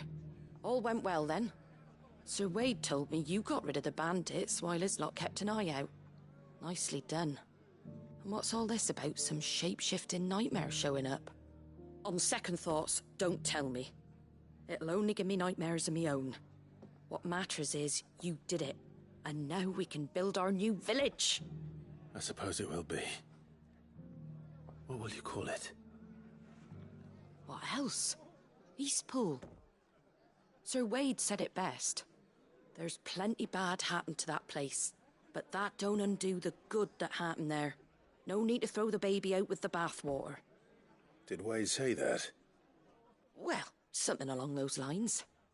Anyway, the poor souls might have made it to Eastpool, but their work ain't done yet. So the way I see it, neither is mine.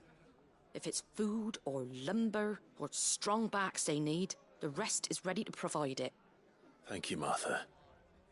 No, thank you. You didn't have to help us. I wanted to.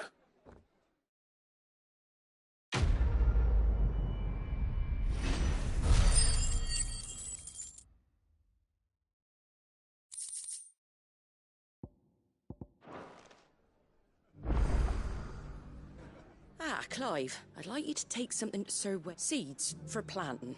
Thought it was about time they started growing their own food. I'll keep providing them with whatever they need, but if Eastpool's going to survive, it's got to be able to fend. As of those poor bearers, they've lived their whole lives in servitude. Small wonder they ain't got the foggiest how to provide for themselves. And if you're wondering why you, well, the Wagoneers taking supplies up that way have been coming back with more and more reports of Akashic. Sir Wade's putting a brave face on it, but I think even he's starting to worry. And if he's likely to share those concerns with anyone, it's you. All right. Thanks.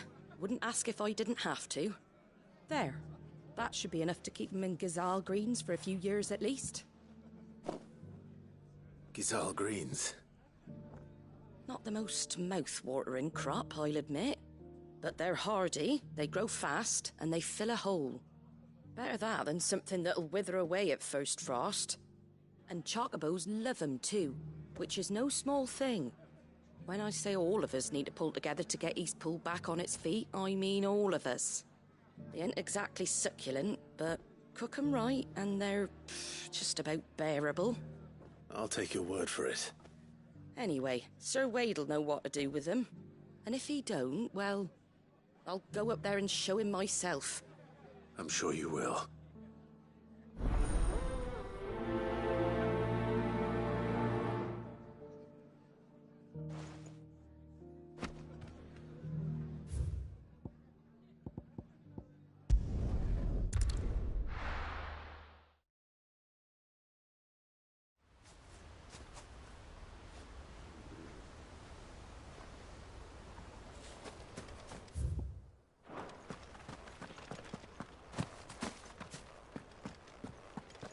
I heard the Guardian saying we're supposed to grow our own food.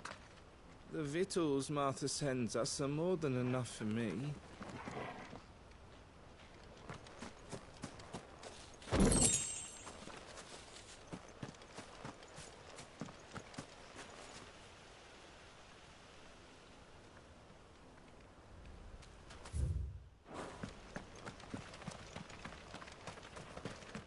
Ah, what brings you to... A delivery from Martha.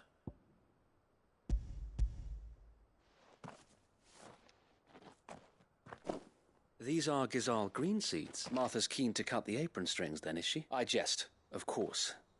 You see, I had thought we might be able to revive the old wheat fields, but they'd long since gone to seed.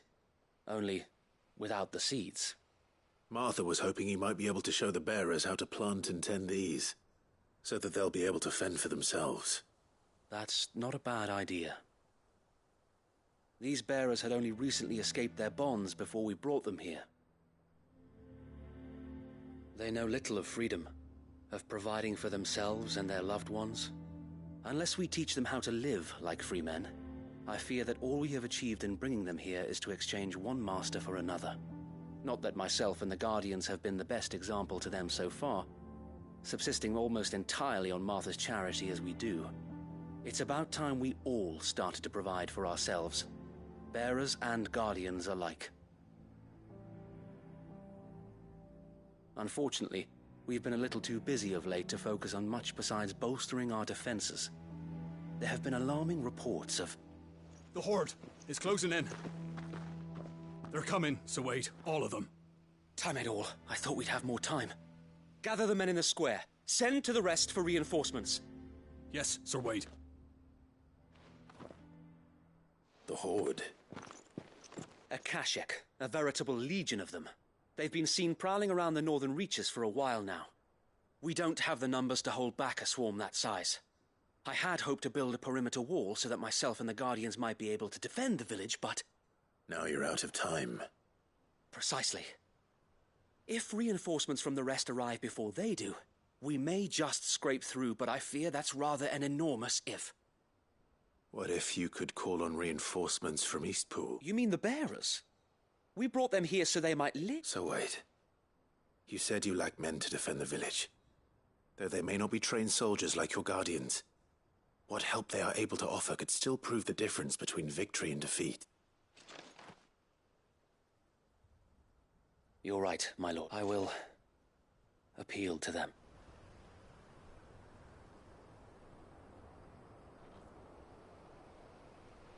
My friends, I humbly beg your aid. We Guardians are few and our enemies many. But I swear we can defeat them with you at our side. You would send us to the slaughter, to serve as bait for those fiends so that you and your men might be spared. And to think we trusted you. Say what you will, a home is not worth dying for. But it is worth fighting for. Sir Wade fights to give you lot a chance. Just like I do. Just like Sid does. We all wanted to give you a home where you could be free. And you got one, didn't you? This place, Eastpool. This is your village. Your home. And if you don't fight to protect what's yours, you'll lose it. You know I'm right. This world wants to take everything from you. Everything. Your homes, your freedom, your very lives. So then, are you going to stand by and let that happen to you? Are you going to accept fate like good little Bran did and die, having never stood up for yourselves? Or will you fight like free men and women?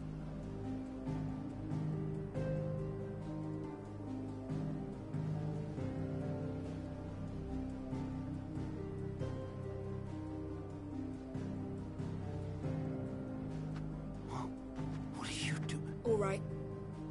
Give me a sword. I never dreamt I'd have a home of my own. And now that I have, I don't want to lose it. I will protect what's mine, or die trying. We all will. Free men and women, fighting together.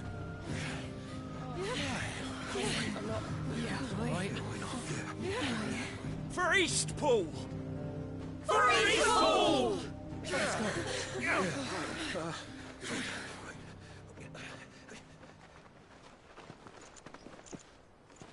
Thank you, Martha.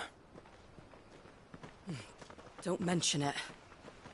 Just promise me one thing. That you'll show them how freeborn fight. Gladly.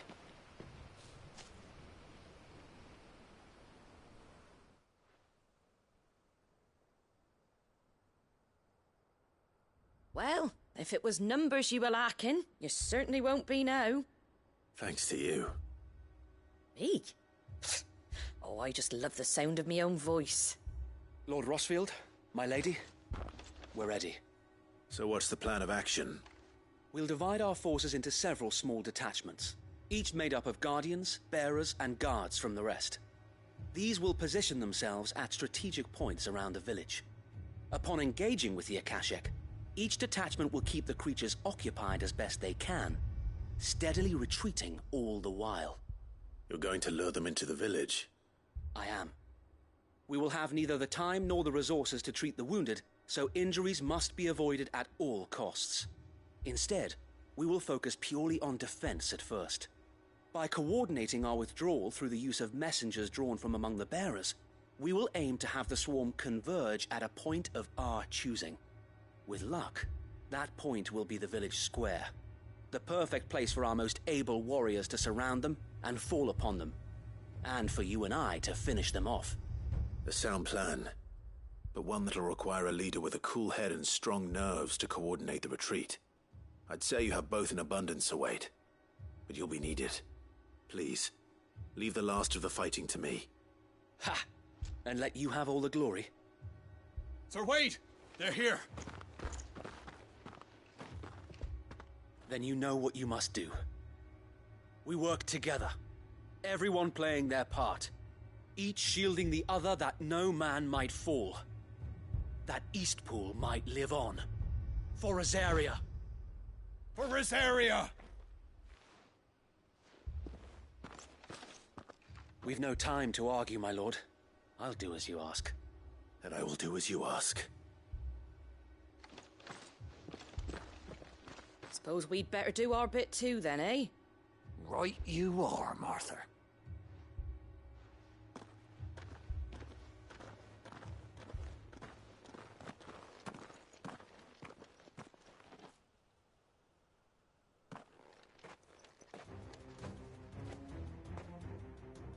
The calm before the storm.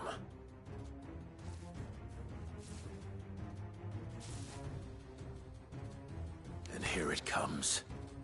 I will not let this village fall.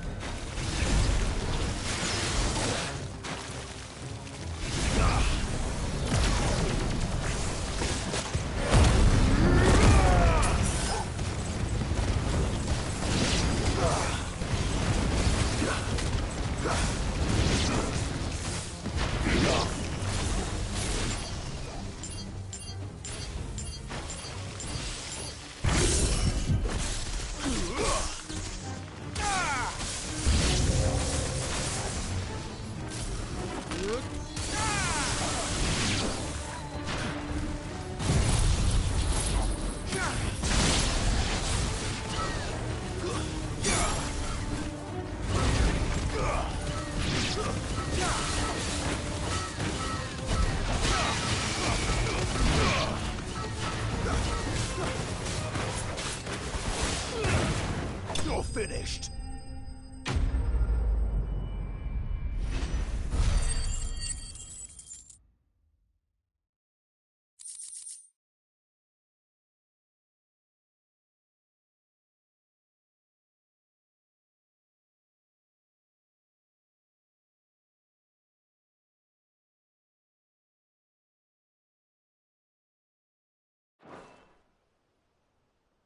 Looks like that's the last of them. Lord Rossfield! Change of plan! What is it? Owl from the rest. An Akashic Curl's been sighted on Rhiannon's ride and is headed in their direction. Well, the better half of her guard is here. So Wade, how many Akashic remain in Eastpool? Hard to say. My men are still facing some resistance, but I think the worst is behind us. I could order a detachment or two to fall back and... No. Let them finish the job. You stay here too, Sir Wade. Your men need you. I'll go after the Curl. Join me only when Eastpool is won. If you're sure, my lord. May the Founder protect you.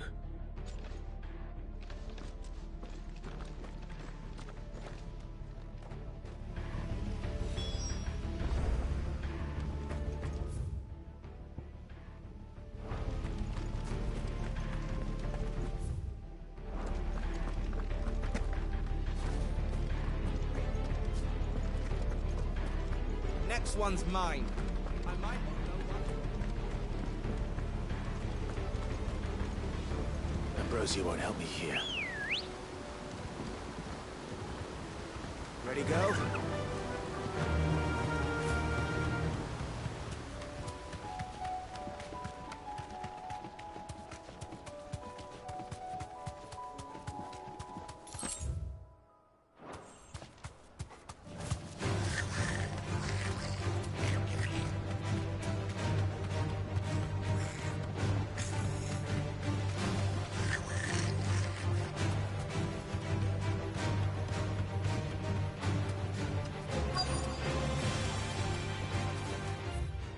Safe.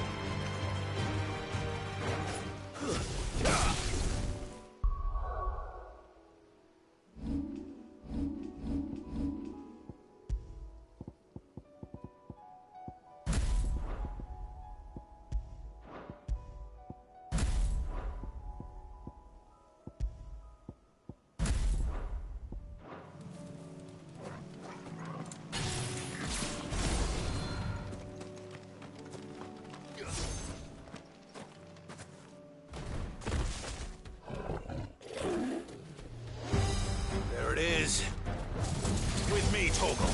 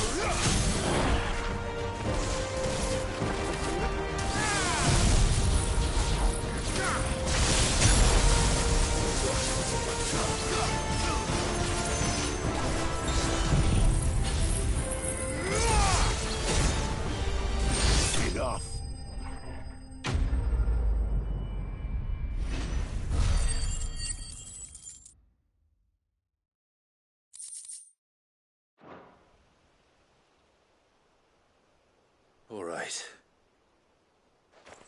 Back to Eastpool.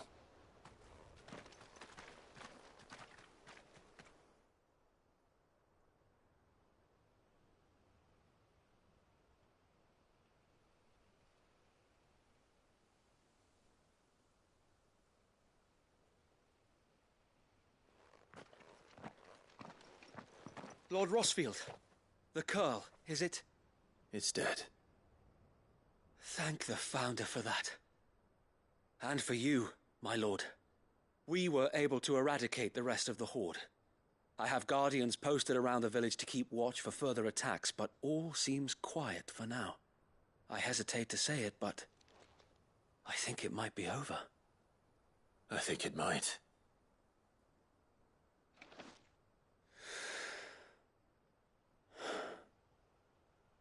We did it. We saved Eastpool. Thank you, my friends. Thank you. No, Sir Wade. It's us who should be thanking you. You brought us together. Showed us what it means to fight for what you hold dear. We never had nothing to call our own before. We didn't know what it meant to protect it, but now we do. We really do. Forgive us, Sir Wade. You and your people saved us, and still we doubted you. But there's no doubt in my mind anymore. We're free men now, so we have to start acting like it. We have to fight to protect what's ours, to protect Eastpool. And we shall. We all shall. Together. This is our home. And if anyone or anything tries to take it away, they'll have us to answer to. Come on then. Let's get to work. This village isn't gonna rebuild itself.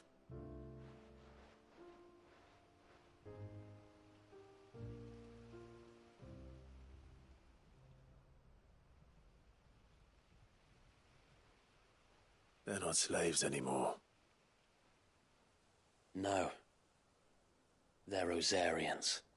Your father took pity on the bearer's plight, and I believe if he were still with us today, this is what he would have wanted. I believe you might be right. I shall remain here, my lord, and do what I can to help rebuild the village. After all, this is my home now too.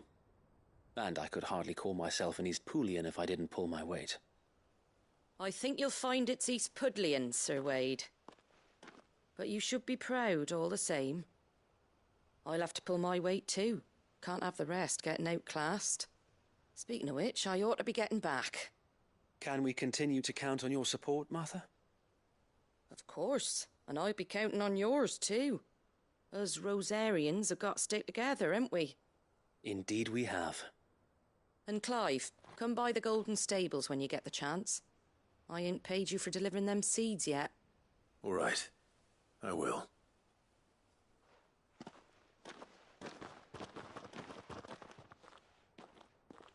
Lord Rossfield, do you remember our very first mission together?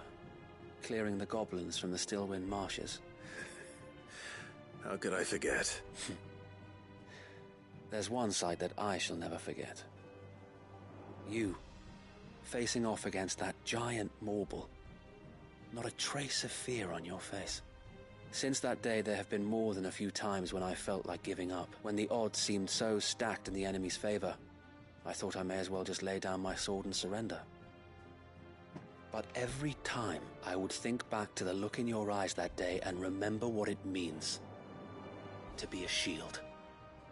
Know that whatever trials Eastpool may face, I shall never lose courage. Thanks to you. Sir Wade, you have always been a true shield. I know that Eastpool, and indeed all of Rosaria, will be safe in your hands. Thank you, my lord. I know the rest of the world will be safe in yours. I'll do my best.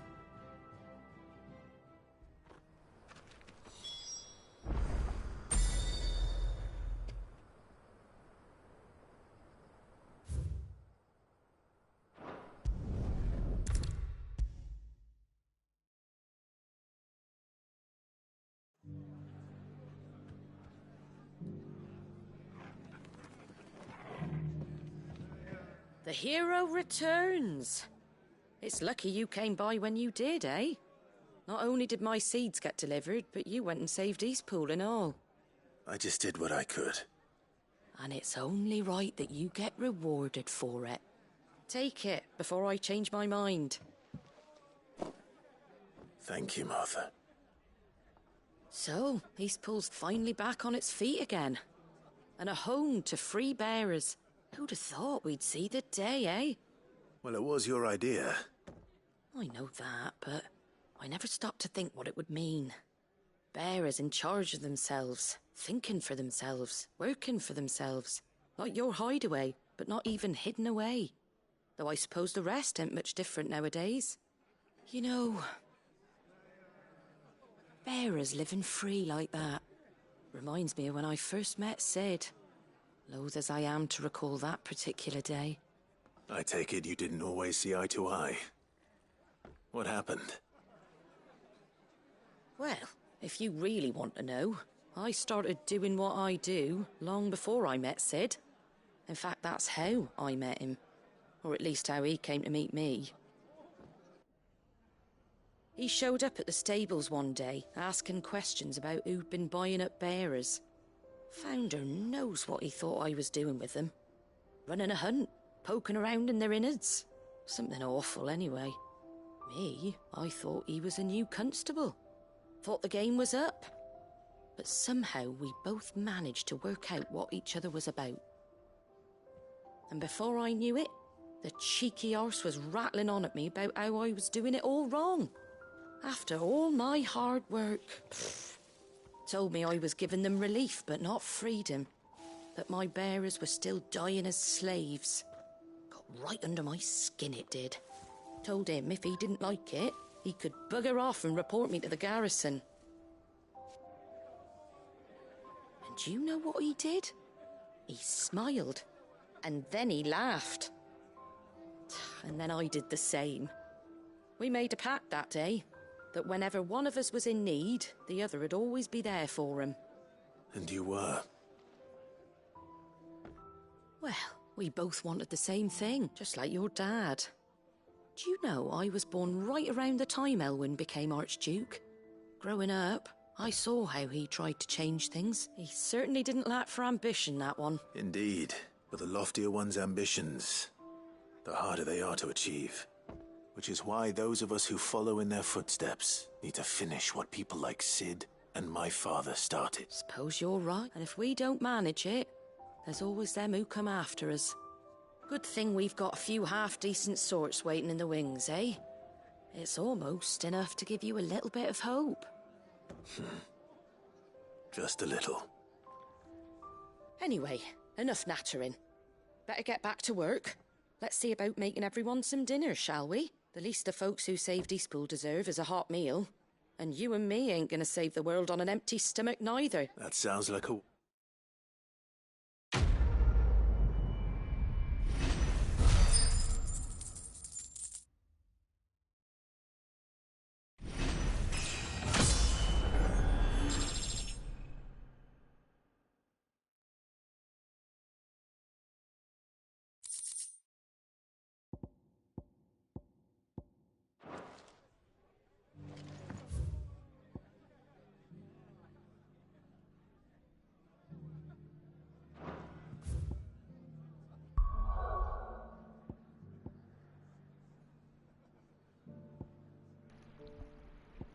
Well, the unfortunate thing is that it looks like we're almost done.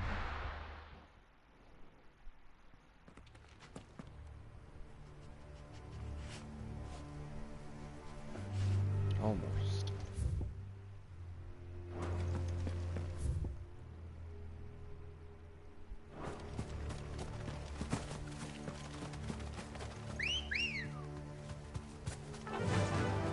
Run like the wind.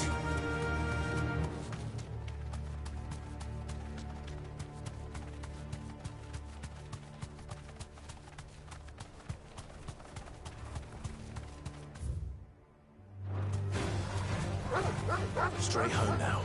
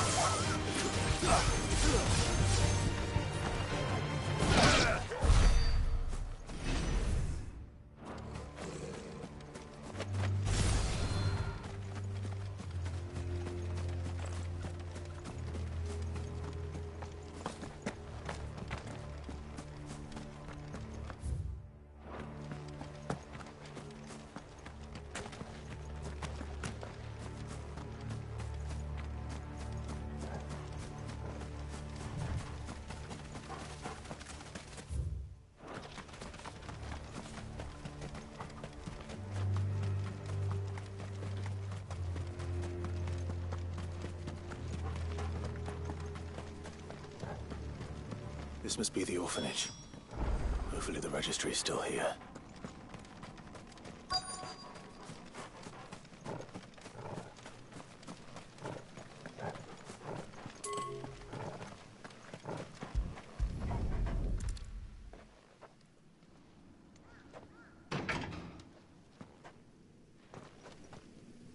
It's locked.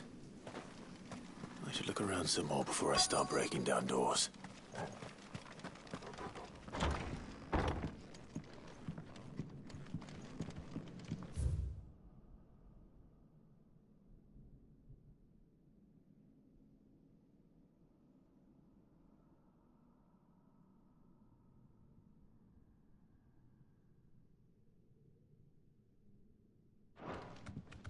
Conditioning. This is nothing short of torture.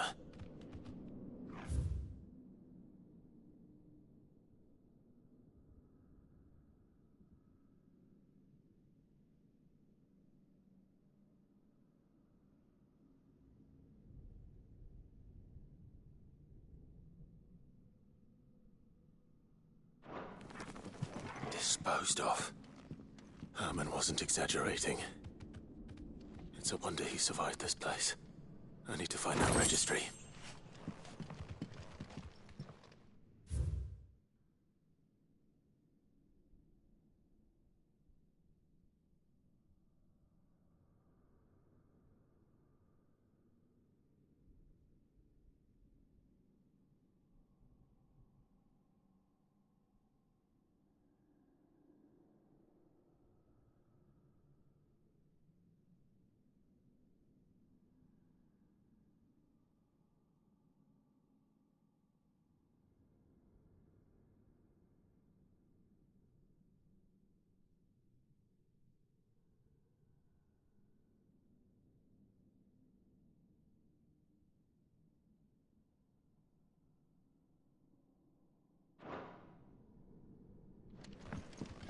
This reads like a suicide note.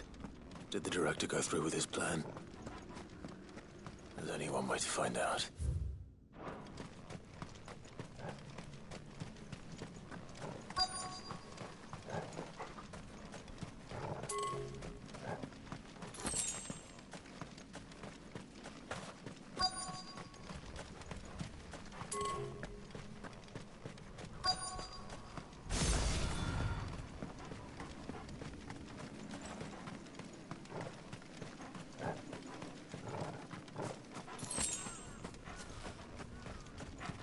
Forked white tree.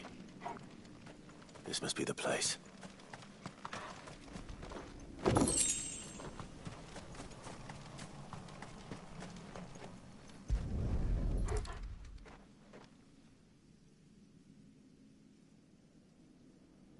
Could he really be buried here? There's something hidden among the roots. Let's see.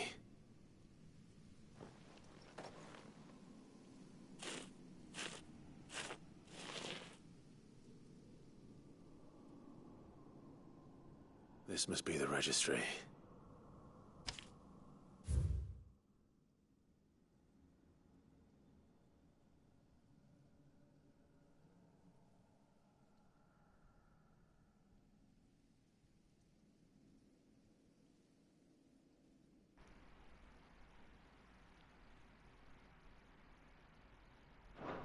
God. So many names. This place was a slaughterhouse. Where is the architect of all this misery?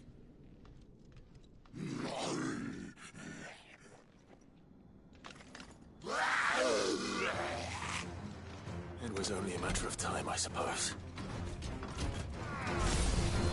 This place is cursed.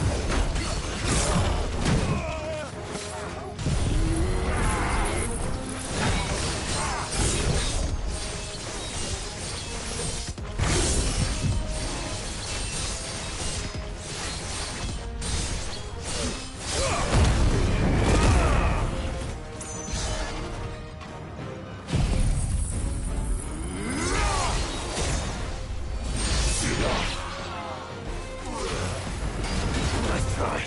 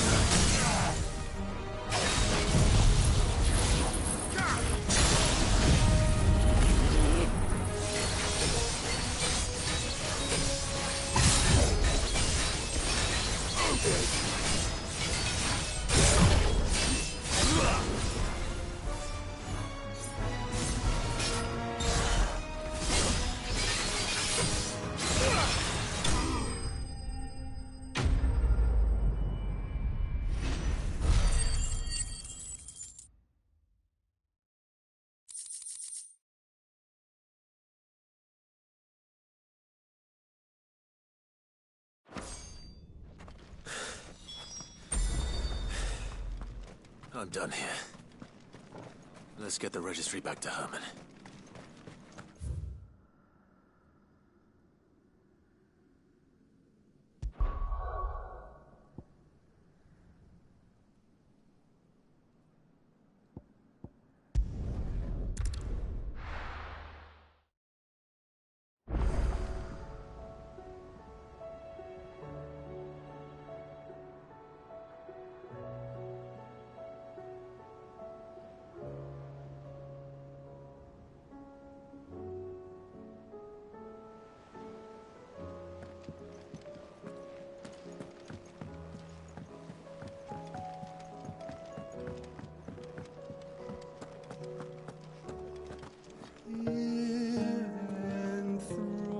Enthroned in sable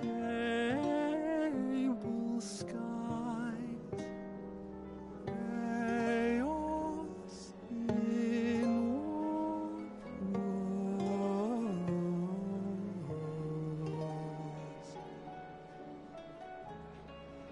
from diverse hands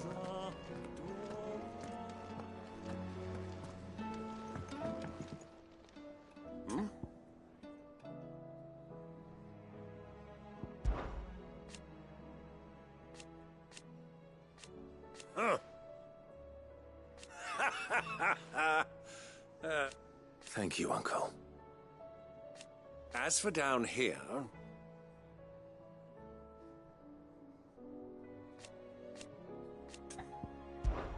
Clive, my boy! Rutherford informs me that we owe you our thanks. Hadn't intended for you to get involved, but such are the times we live in, huh? I would have done the same for anyone else. You're far too modest, Clive. You'd make a terrible nobleman. But tell me, is the realm truly in as dire a state as Rutherford suggests? From what little I saw, you were right to be worried. I suppose I should have expected the worst. But I was rather hoping the great and good of the realm might have things a little more under control. Alas, it seems that firm leadership is in short supply these days, and without it, the people are bound to lose their way. We must move quickly. But where do we start? True, the challenges that face us are many. But in my estimation, there are two key areas to be addressed before any other. The realm's armies and her larders. As you've seen firsthand, it's every man and woman for themselves out there. Certain cities have banded together to try and maintain some semblance of order, yes, but such cases are few and far between. And yet, the only remedy for the chaos that faces us is unity. A unity that transcends even the borders laid down by our ancestors.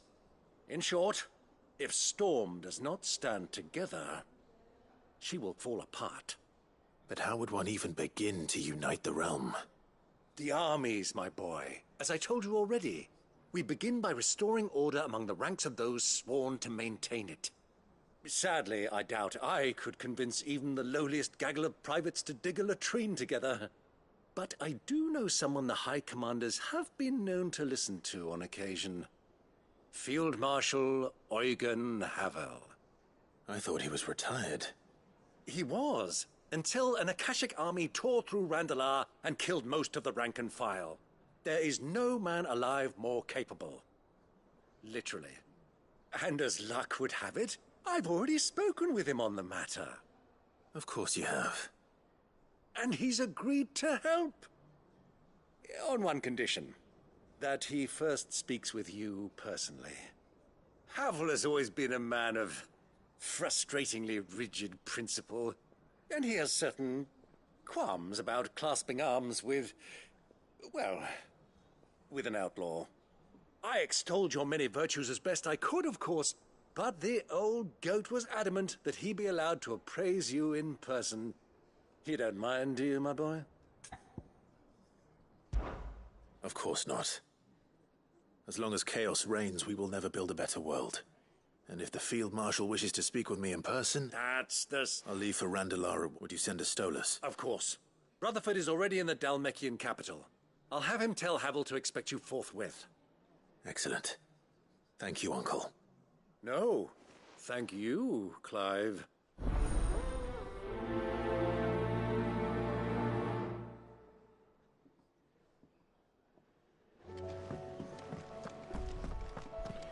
Let's go clean this area up of any remaining missions and then get out of here. Call it a day, if you would. Gentlemen, I see you both made it home in one piece. Yeah, well, we didn't want to outstay our welcome. The whole village turned out for a go on the bellows after you left. Everyone except Zoltan, that is. Didn't see hide nor hair of him. Oh, but that reminds me. I have something for you.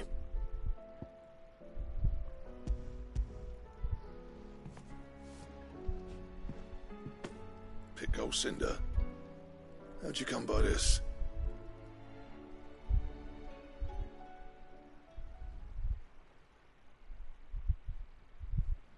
And you're sure he wanted me to have it? I'm sure. He didn't say so, but I think he wants to forgive you. Imagine that.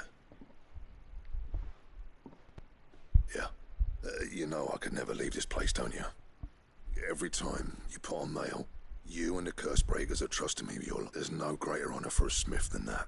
I'm not about to go crawling back to Zoltan for forgiveness, but I will make good use of his cinder. And if that helps save even a single life, then he'll have my gratitude. What was it you said he called me? Huh? A genius? And he spent sleepless night trying to copy me, did he? Sounds like I better get to work. It's good to see you back on form, Blackthorn. I don't know how you pair put up with me sometimes, but I'm grateful now. Where was I? Oh yeah, about to put Zoltan back in his place. Ain't got the art to tell him how similar they are. Stubborn bastards. A little healthy competition should be good for him. You're not wrong. Still, it's a shame him and Zoltan couldn't let bygones be bygones. No use grumbling about it now, though. Blackthorn's happy. Or as near to happy as he gets. And that's good enough for me.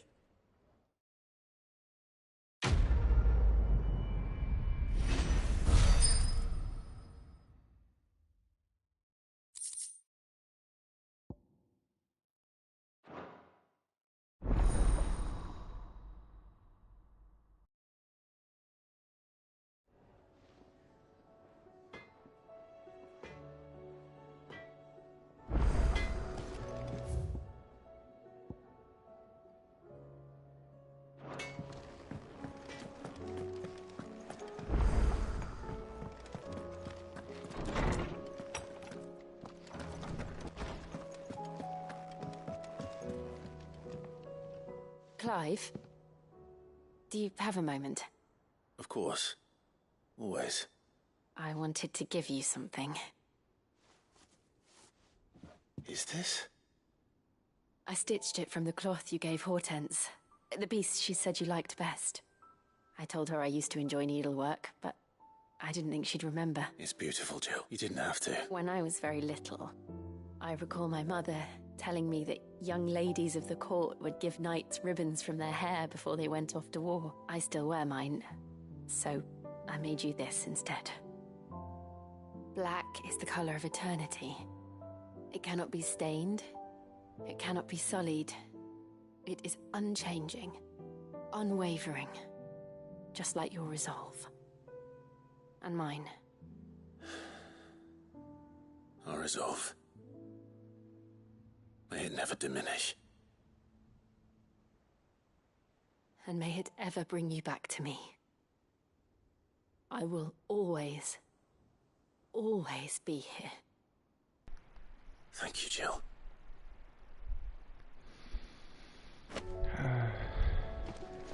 There love still makes me heartburn.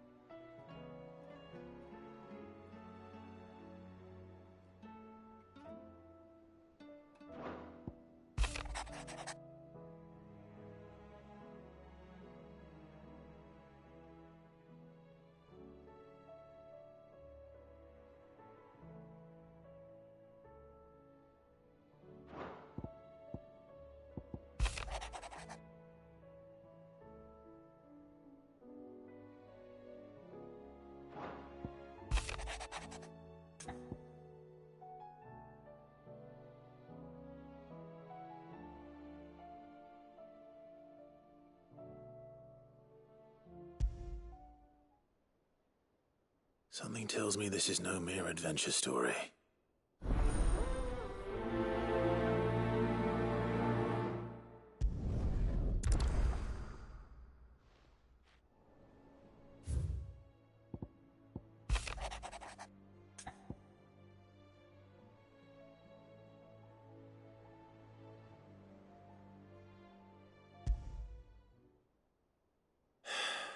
What is it this time, Torgal?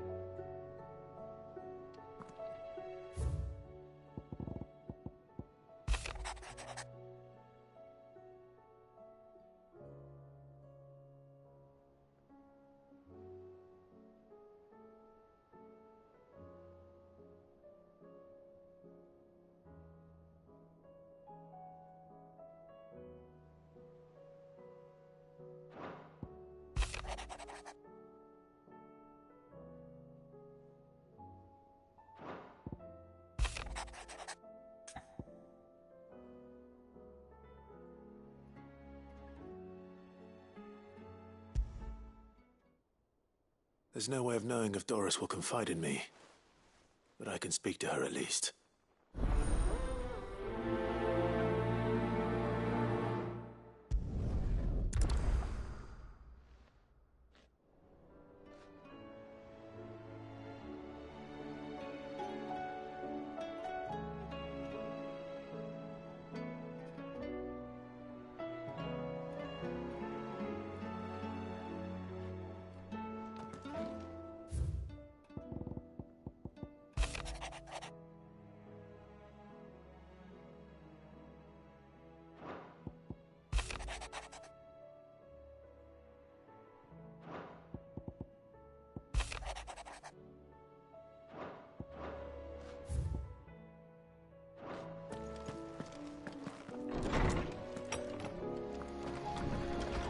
Let's go turn them in. Turn them in, gather all the quests, and get out of here. Say what you will. Lady Karen has seen her. Look at Torgal. What you looking at, boy? Pining for something, boy. What is it? What do you see out there?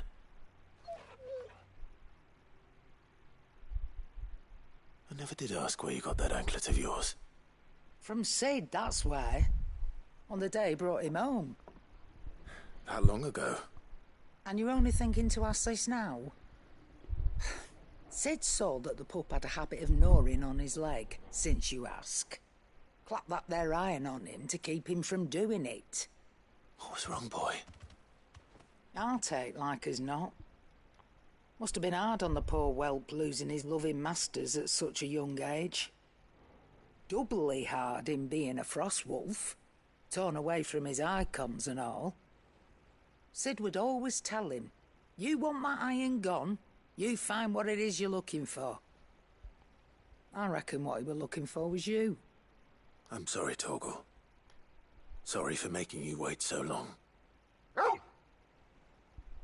Let's get that thing off you. You said you're goddamn right.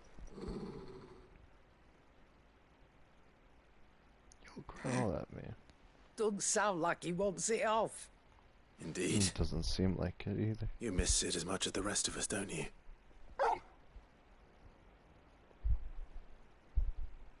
You want me to go with you somewhere?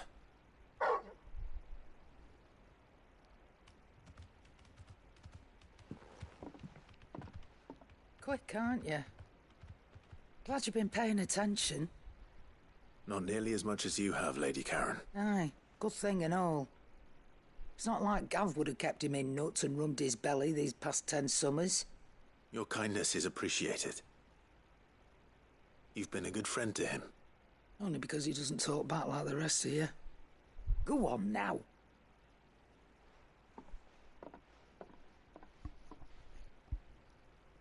Where to then, Torgal? I guess we'll find out the adventures of Torgal on the next time we play then. That'll be a treat.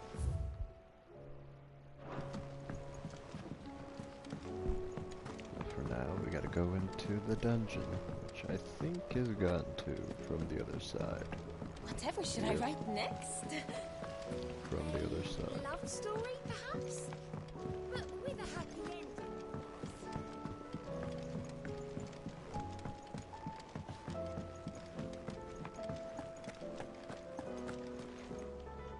I hear that you traveled to Ash, Sid. Did you by any chance recover the names of my fallen friends? I did. Yes.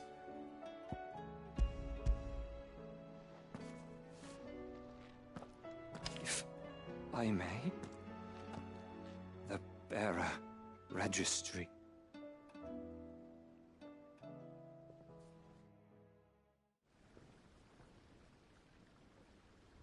The director was a brutal man.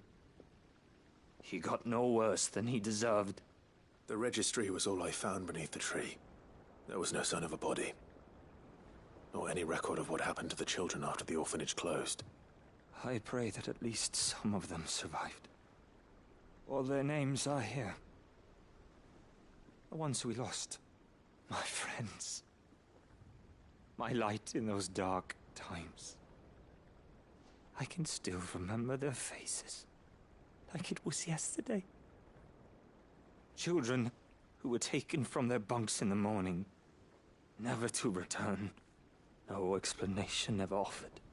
They'd be happy to know that you survived, Herman. But why did I make it out alive, when so many others died in that awful place? It's not your fault. And blaming yourself won't bring them back. Honor their memory. See that their names live on. That way, at least.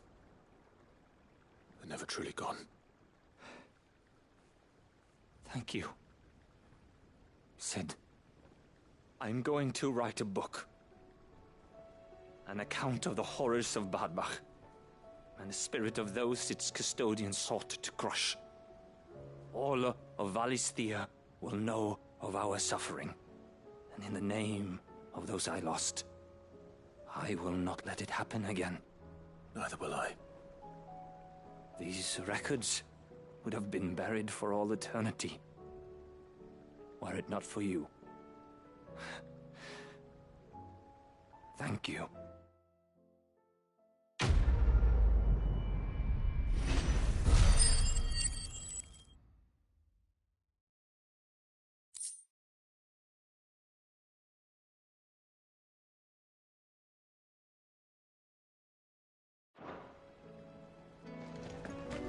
Do you suppose it's magic keeping the thing afloat?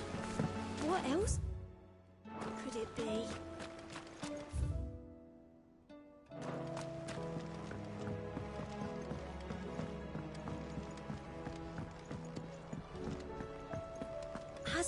Middledole mentioned a new project yet? Not exactly. She seems preoccupied, but then again, when isn't she?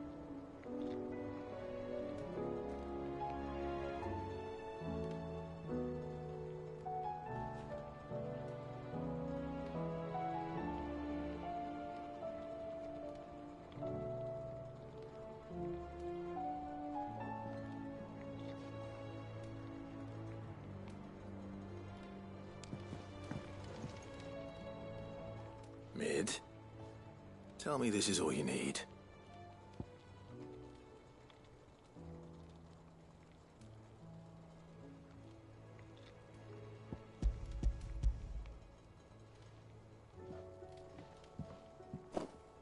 Aw, you make it sound like I asked you to save the world or something. Tell me this is all you need. It's most of what I need. After you left, I went over the figures again, and I realised I'd forgotten a 1 and a 0. And a cogwheel. Just a tiny one. Though, that's the problem. Gears that small are a bastard to make, and I may have lost the one Blackthorn spent a fortnight toiling over. wait. The children. When they took apart your scales, there was a tiny brass gear.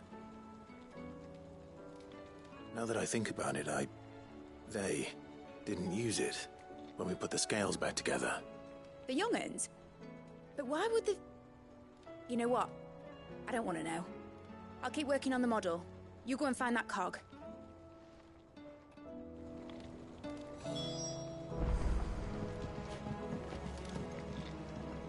Ah, Sid! Wasn't expecting you back so soon. So, is it good news or bad?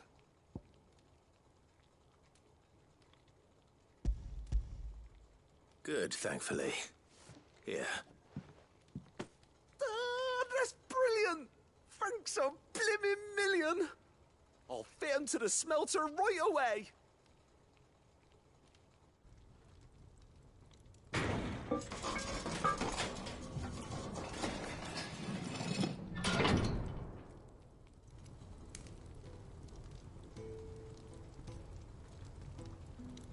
May I present to you the Telemon Furnace! Ain't bad, is she? She's a beauty. You saved my bacon again, Sid, and I ain't about to let your good deed go unrewarded. It's fine, really. My bag's flexible enough already. Oh, don't say that. I'm sure I can make a few improvements to it yet. You could just buy me a bigger... How about that clasp? Looks a bit stiff. Reckon you could loosen it up and make some more room? And I reckon I know how. With a new alloy we've been working on. The Telemon Furnace was just what we needed to perfect it. It's a metal, see? So it's lovely and strong, but it's also, well, stretchy, if you can believe it. Stretchy metal. Well, if you insist. That is the spirit. You'll love it, I promise.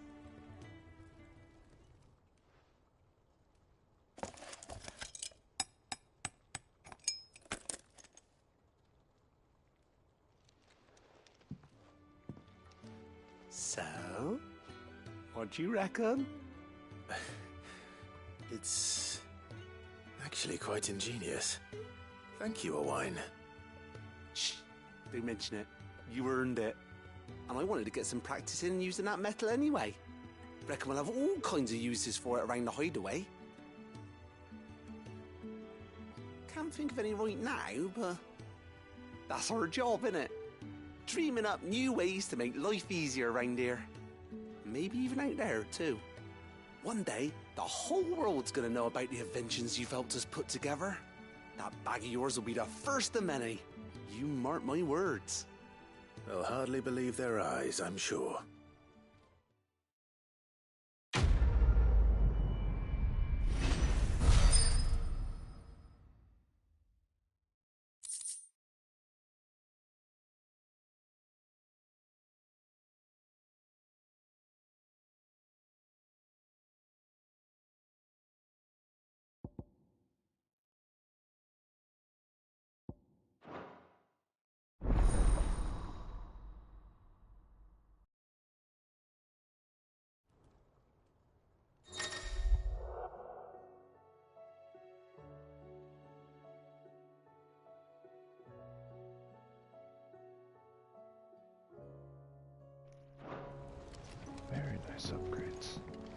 Thank you, Wayne.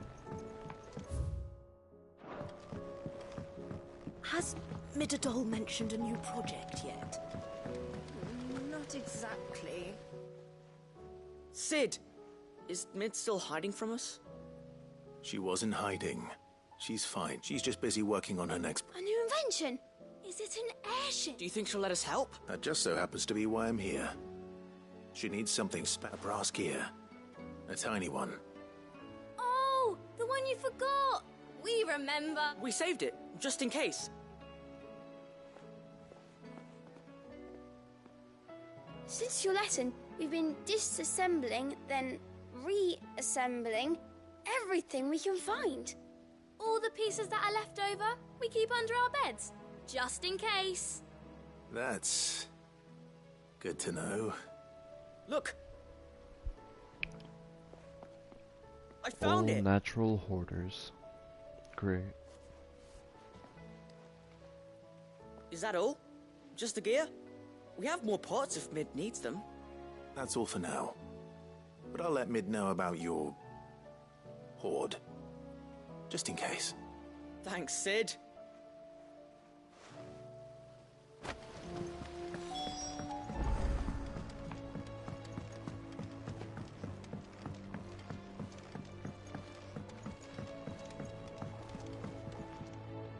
Well, did they have it?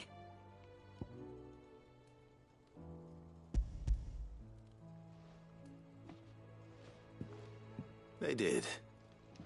And they kept it somewhere nice and safe. Will it work? Will it work? It's perfect! You're a genius, Clive.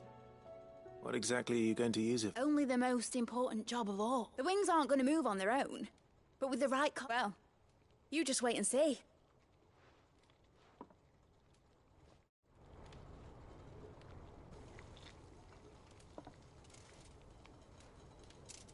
That should do it.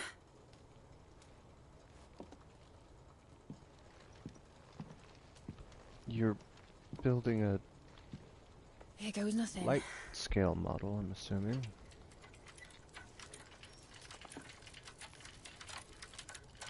Oh boy. Titan's tits. Titan doesn't have it. Wasn't supposed to fly, was it? Of course it was supposed to fly. Wouldn't be much of an airship if it didn't. Honestly, these bloody engines are driving me mad. I was so sure this would be the day she soared. The Mithril engine was made to make dreams come true.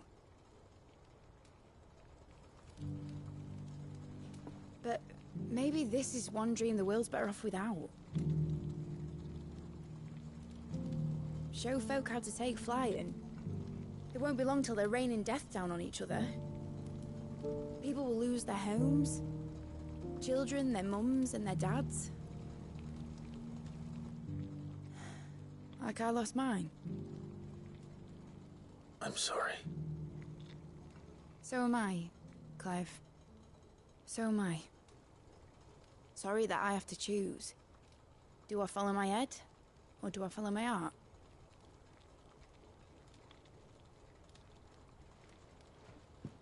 Good question. The first time I stood on the deck of your ship, felt the wind in my hair. It was like I was flying. But imagine how it would feel to actually do it. My dad always said there were two ways of living life.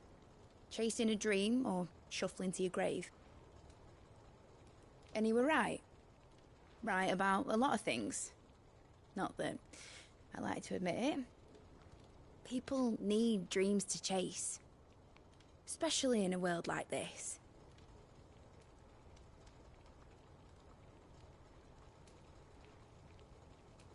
Right. When this is over, I'm gonna take all my Mithril engines to Zemeckis and sling them over the edge. I won't have my dream end up turning into someone else's nightmare. All that hard work. All that hard work will not be used for war, Jamie. But it ain't like it'll be gone. Tell me, Clive, have you ever been on a treasure hunt? Not since Joshua and I were boys. Why do you ask? Because I'm going to bury the engine schematics and leave behind a little riddle telling people where to find them. A really hard one, so that only the most dedicated dreamers will ever be able to work it out.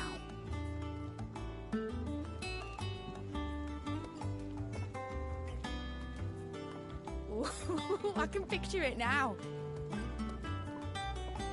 Some daft general squinting at the words with a gormless expression on his mug.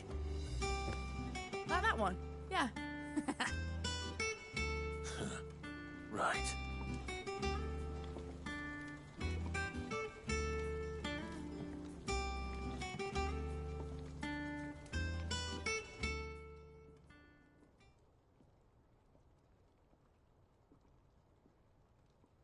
Of course, if I'm putting this engine at the end of a treasure hunt, I'll still need to make it a treasure worth hunting for. Won't be much of a prize if it couldn't even make a toy boat fly after all. My dad always said, dream big. But it ain't the size of a dream that's important, is it, Clive? Only that it's a good one. And I reckon I've got a fair few good uns left in me. I'm sure you do.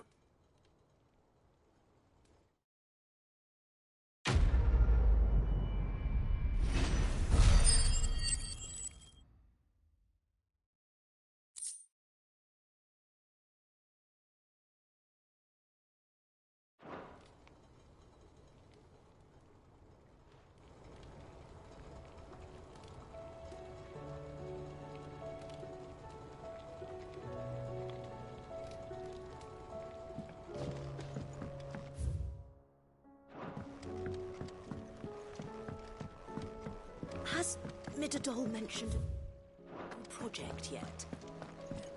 Not exactly. To the last. All this time, my heart has wandered hither and thither in search of the perfect companion.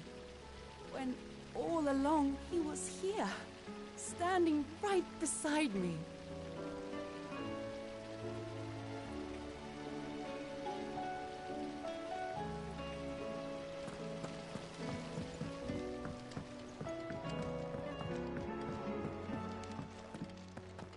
Uh-oh.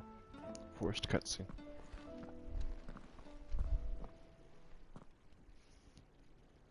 Where are you? Can I help you, Sid? I'm looking for Doris. Is she here? I'm afraid not. She's at Martha's Rest on a job. My job, actually. When she heard what the mission was, she insisted on going herself. Alone. Did she? What was the mission? Following up on some new information. Once they'd settled in, the bearers you helped liberate in the Dragon's Eyrie were keen to talk about their imprisonment. And about their captor. The slaver Cole's team were tracking when they were attacked by the Beastmen. I'll go and find her. She's at Martha's Rest, you say? If she's not moved on already, yes. I hope everything's all right. Why would Doris insist on going alone? Maybe Cole was right to be worried.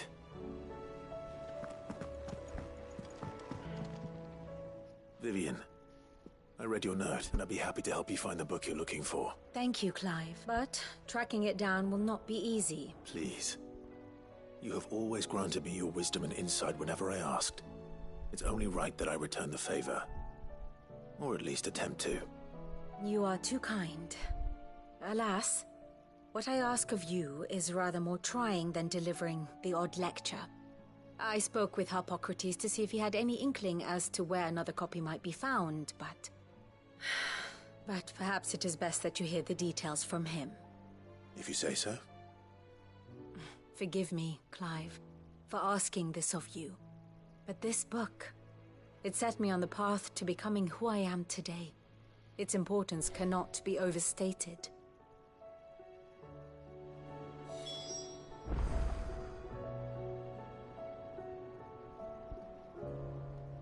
What will it be today? Harpocrates knows of the tome, I see. Whether what he has... Till next you need me.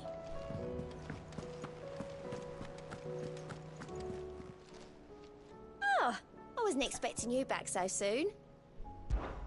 Come to claim your just desserts?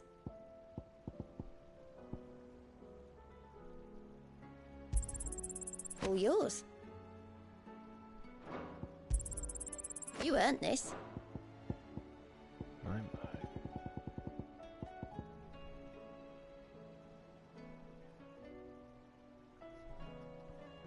All done? Twinside's hundreds. Heard the bad news then, did you? What bad news? About Dravost. Blackthorn's old haunt.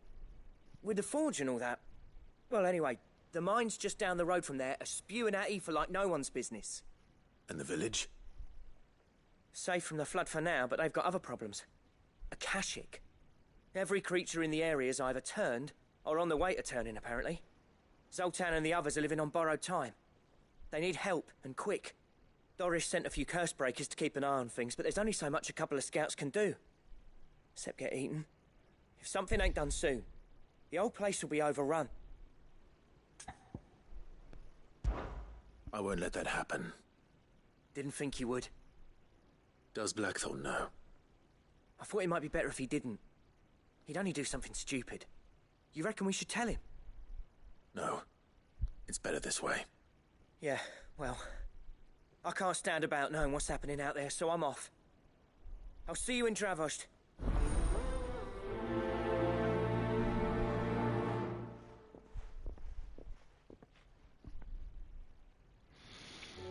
Yeah, we're already getting a little bit of a hint at what's happening next.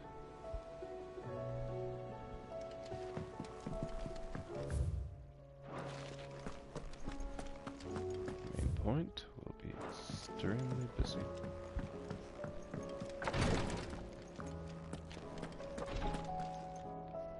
Thank goodness you're back. Is this what you needed?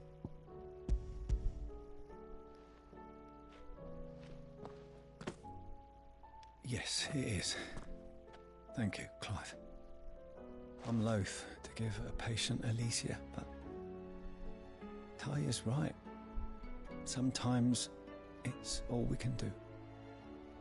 A single dose dulls even the most agonizing pain, and all other sensation with it. It may be a gentle way to die, but it is death nonetheless. I wish there was another way.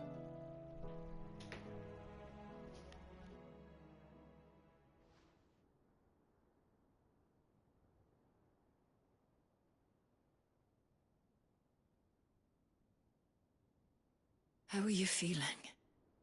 Light, mid-here. Drifting on waves. Good. Just relax. Let the waves carry you to a better place. Thank you, Taya. I'm so proud of you.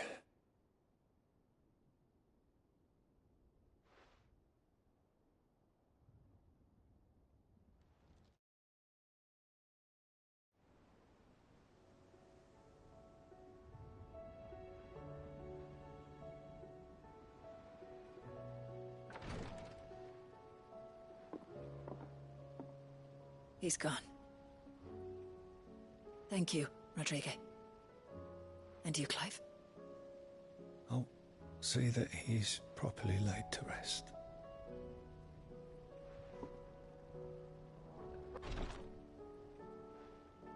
The man you helped today was my mentor, back in the Southern Isles, on the front lines of some meaningless war.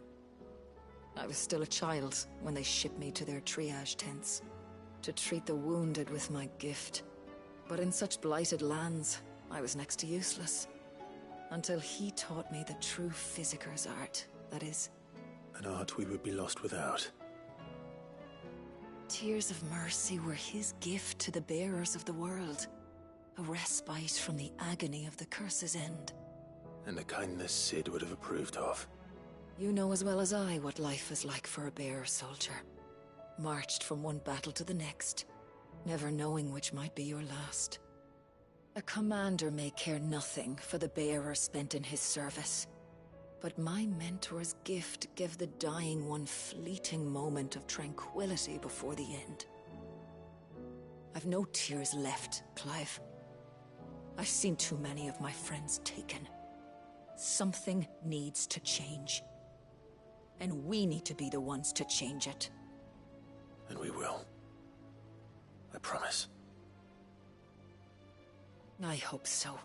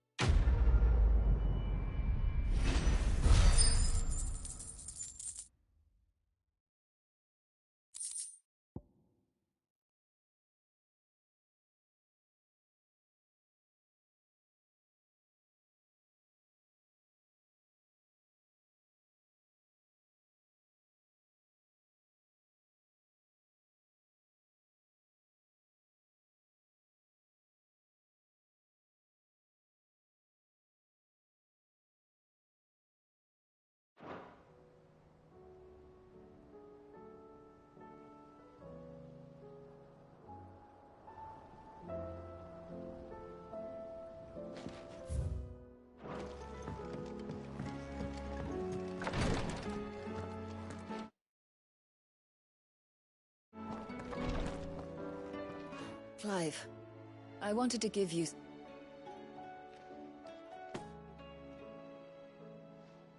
What's this?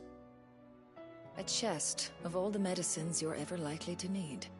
Seeing as you're so reluctant to come to the infirmary, I thought you might as well take a part of the infirmary with you. I'm sure it will be very helpful indeed. And Tyre, try not to work too hard. And work Rodrigue all the harder, you mean? He's a quick study, but he's got a long way to go yet. I'll take that particular piece of advice when you heed it yourself, thank you very much. Besides, who else is going to see that your brother takes his medicine? Who indeed?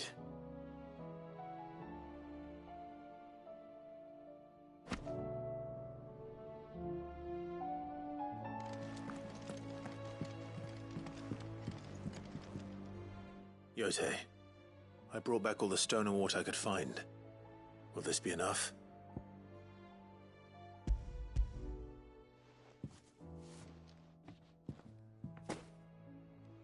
Yes, my lord. Thank you. I'm sure it will serve us until we can find another source. I'm very glad to hear it. You and His Grace are very much alike, you know. You think only of how you might help others, and never of the danger to yourselves. No more than you have minding my brother. You've risked a lot for him, and I thank you for it. I am honored that you should say so. But I beg you, my lord, do not give too much of yourself for the sake of others. We could not afford to lose you. I'll keep that in mind.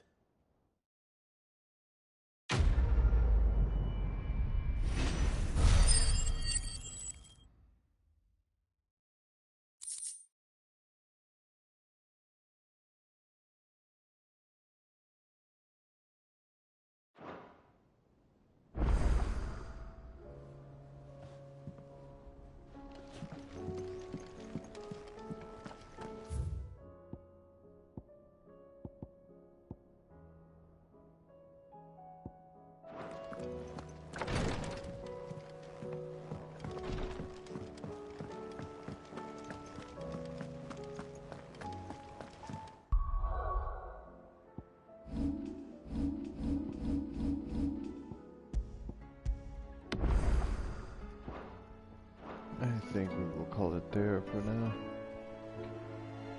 We're gonna go ahead and find Torgal and the rest of the posse. And the rest of our many, many more quests. The next time we play. Thank you for coming by and watching. Good night.